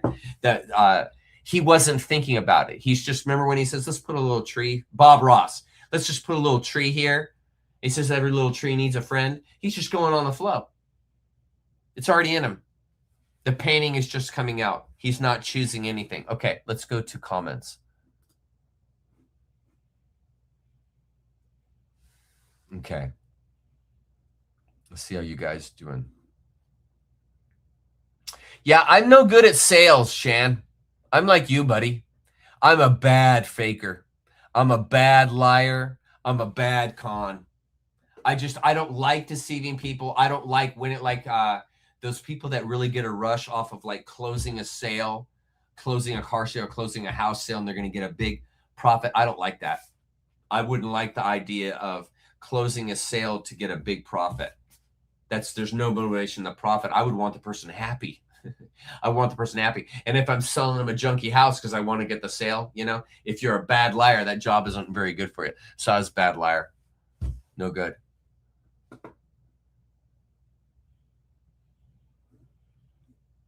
Yeah. Thank you, friend. Exactly. Bob Ross, thank you. Incredible times are coming. We haven't experienced anything even close. We'll be ready. Many are going to need our help when they learn disturbing truths. Yes, that's why we're here. Exactly. You got it, King. That's why we're here. We're here to be friends and to help others awaken. Hopefully, what I'm hoping is eventually we'll be able to have conversations with people who are really unaware, meaning a person who's had maybe the jab or something, being able to just have a talk with them about biology and helping them understand the need for detoxing and so on and so forth. Yeah. Yeah, aren't you a jazz writer or something, Kogi? So you know all about inspirational playing and how important that is. Hi, Stacy. Also, to get invited to Friday's Zoom. That's right. Thank you, Stacy. That's exactly right. Yeah, just send me an email if you would like to go to Zoom. Zooms are not put into the public. I was asked a number of times today by people who were in the Zoom and said, I really don't want that to go public. And I completely understand. I just want you guys to know that I'm not going to be posting all the Zoom meetings. I might post a highlight or two with people that are fine with it, and that's cool. But I'm not going to, like, if you begin to pour out your heart and soul and you're in a state of mind that you don't want to be going out to the mass public, it's fine. You can always shoot me an email and say, don't ever publish that or whatever. I'm not going to be posting the Zoom meetings though. Only if it's an exceptional highlight and the person is okay with it. But I'm not going to be doing that. So, oh, good. Good. I hope what I said made sense. I hope what I said made sense. I really do. Yeah. Yeah, I love Bob. My daughter actually got me a little Bob Ross kit. I used to have it sitting here somewhere. I have it somewhere in here. I can't remember. But she gave me a little kit, a Bob Ross kit. And one of the things I want to do is I want to do a painting with my daughter with the Bob Ross kit that she got me, because I've never painted in my entire life. I've never tried it. So I would love to give it a try. I should totally give it a try. We are wrapping it up here, friends. It's 7:41. I'd like get her back tagged. Can I get copy logo? Got it copyrighted yet? I don't know what this means, Shan. Sorry. I don't know what this means. Like to get her back tat. Get a back tat. Can I copy logo? Got it. Oh, you want to put my logo on your back? Holy shit, Shan. That's commitment, buddy. Wow. That caught me off guard. I'd be honored. No, no, it's not, bro. It's not copyright. You're welcome to use my logo as a tattoo. There's nothing wrong with that. There's nothing wrong with that. I would be so honored. I actually would freak out if somebody actually put that on my back, on their back. That is incredible. I should probably try it. I don't have any tattoos. I never really even thought about that though. I wonder if I should tattoo that on myself. Interesting. I have never thought about that. What an interesting thing. I'm honored, Shan. Thanks for being willing to do that. That's awesome. And of course, if you want me to send you a better copy of it, I can, so that the tattoo artist can have can have something to work with, because I know that they put that on your skin before they do the thing. You're welcome to. It doesn't matter if it's copywritten. Doesn't matter. You're welcome to use it. I'm giving you permission. You can use it. And anybody that wants a tattoo, you're welcome to use my logo. I'd love to hear it. Or Zoom. Detox information would be great. I'd love to hear it. Or Zoom. Thank you. Coffee enemas.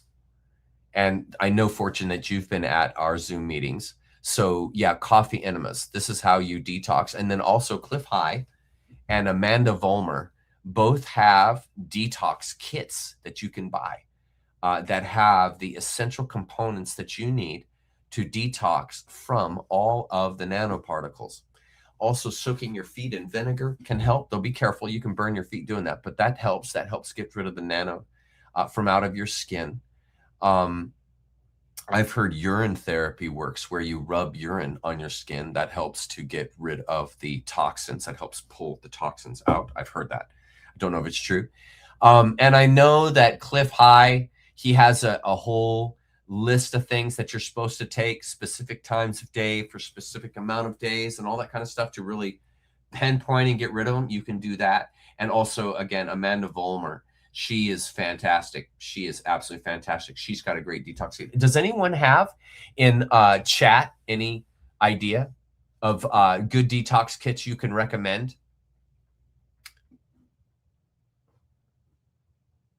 Yeah, I do. I do need to get it copyrighted.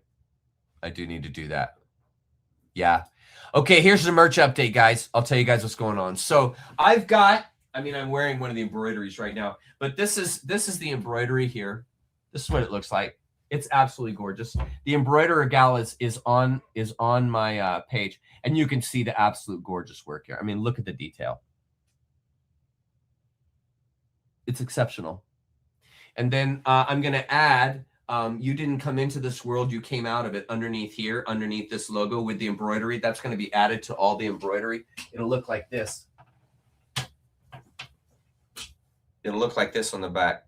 This is the t-shirt. I'm working on swag right now. That's the front of the t-shirt, and it's got a little tag on the back at the bottom, which is really cool. NatureCreature. Or my site is going to be naturecreature.net. That's my site. And then this is going to be one of the t-shirts that we offer. I've also got a long sleeve one that's actually dirty. I'm laundering it right now.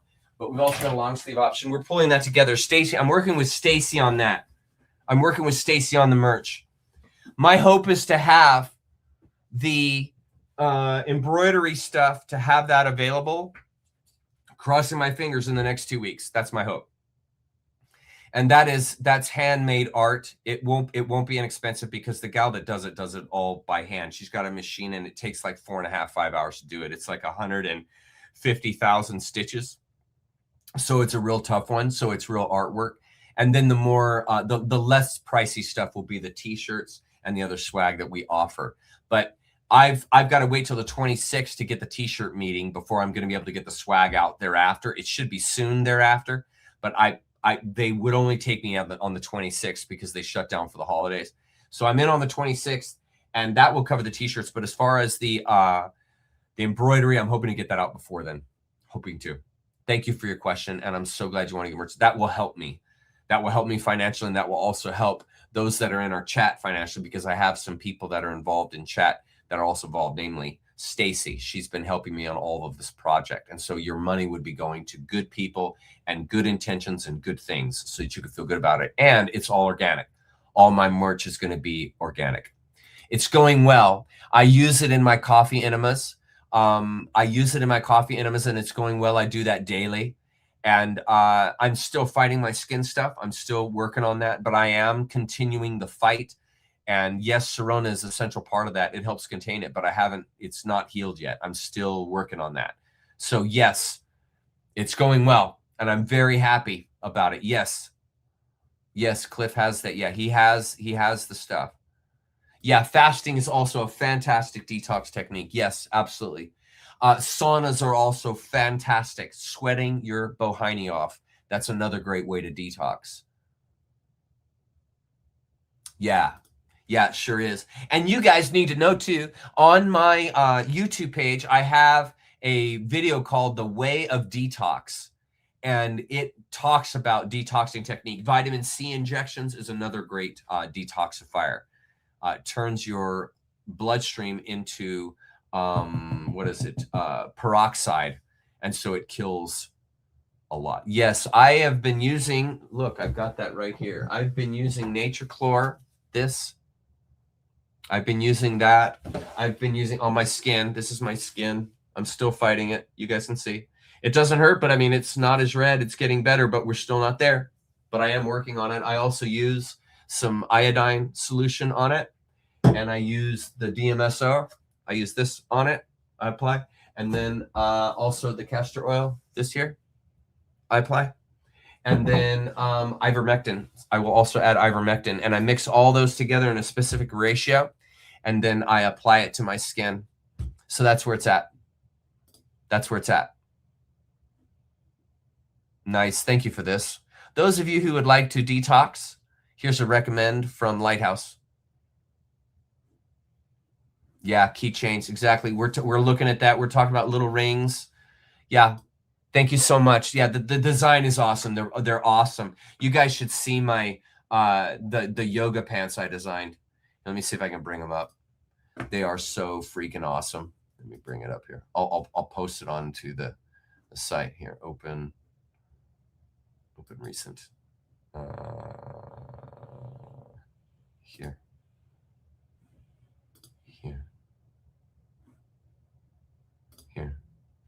There.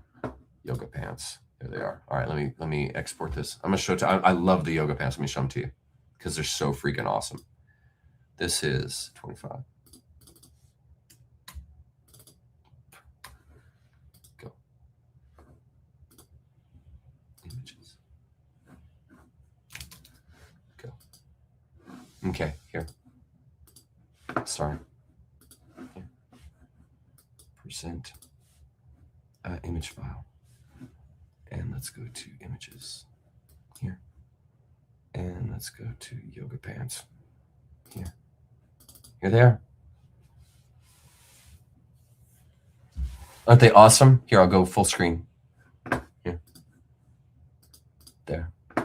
Aren't they awesome? We got the logo, my logo on the left pant down there at the boot leg, and then we got the nature creature rolling on the right leg. I think they look hot. I think they look awesome. I just love them. Absolutely love them for sure. Okay. So yeah, definitely getting it underway. Yeah, you can do urine enemas, Kogi. You sure can. So what you do is you make your normal coffee enema, but you remove about 1 cup of it, which you normally do, because a quart A quart is a normal coffee enema. So I would do 3 cups then, and then you pee about a cup or a little cup and a half, 2 cups, whatever. And then you pee into the urine, into the enema bucket, the stainless steel enema bucket. I can only imagine the people that aren't familiar with this are probably thinking this guy's insane. But anyway, you pee into the enema bucket that has your coffee enema liquid in it. And all the stem cells and all of the white blood cells and all kinds of healing nutrients that you didn't fully digest all go back into your body to help heal you and make you better. And your body also learns from the half-eaten bacteria that's in your urine how to beat the bacteria that you are fighting. Yeah, exactly. Sirona has detox products, and I'm a rep for Sirona. Exactly. I just haven't done a second movie yet because I haven't healed my skin condition. When I heal my skin condition, I'll do a second movie, but I'm still in the midst of it. So, okay. Here, that contains symptoms that multiply it crazy when you let the pee sit for a couple weeks. Any truth to struck, or what do you think? No, I think that it's got to be fresh. I might be wrong. I could be totally wrong, but I really do believe that it's got to be pretty fresh to use it. Meaning I make the coffee enema, I get it to 96 degrees, and I literally take the stainless steel bucket and I pee right into it, and then I immediately administrate the coffee enema. That's exactly how I handle it. Thank you. I hope to deliver it to you. I promise you, me and Stacy are on it. Stacy is awesome. What did King say? Oh my God. Don't get it on your forehead. Come on, King. Don't do that. No. You're so kind, Shan. Thank you, buddy. No, I'm going to get everything going. I promise you I'm on it. I promise you I'm on the swag. I know that you guys want it. I want to deliver it to you guys. I know it's awesome. I want to do it. Stacy and I are on it. I promise you. I promise you we're on it.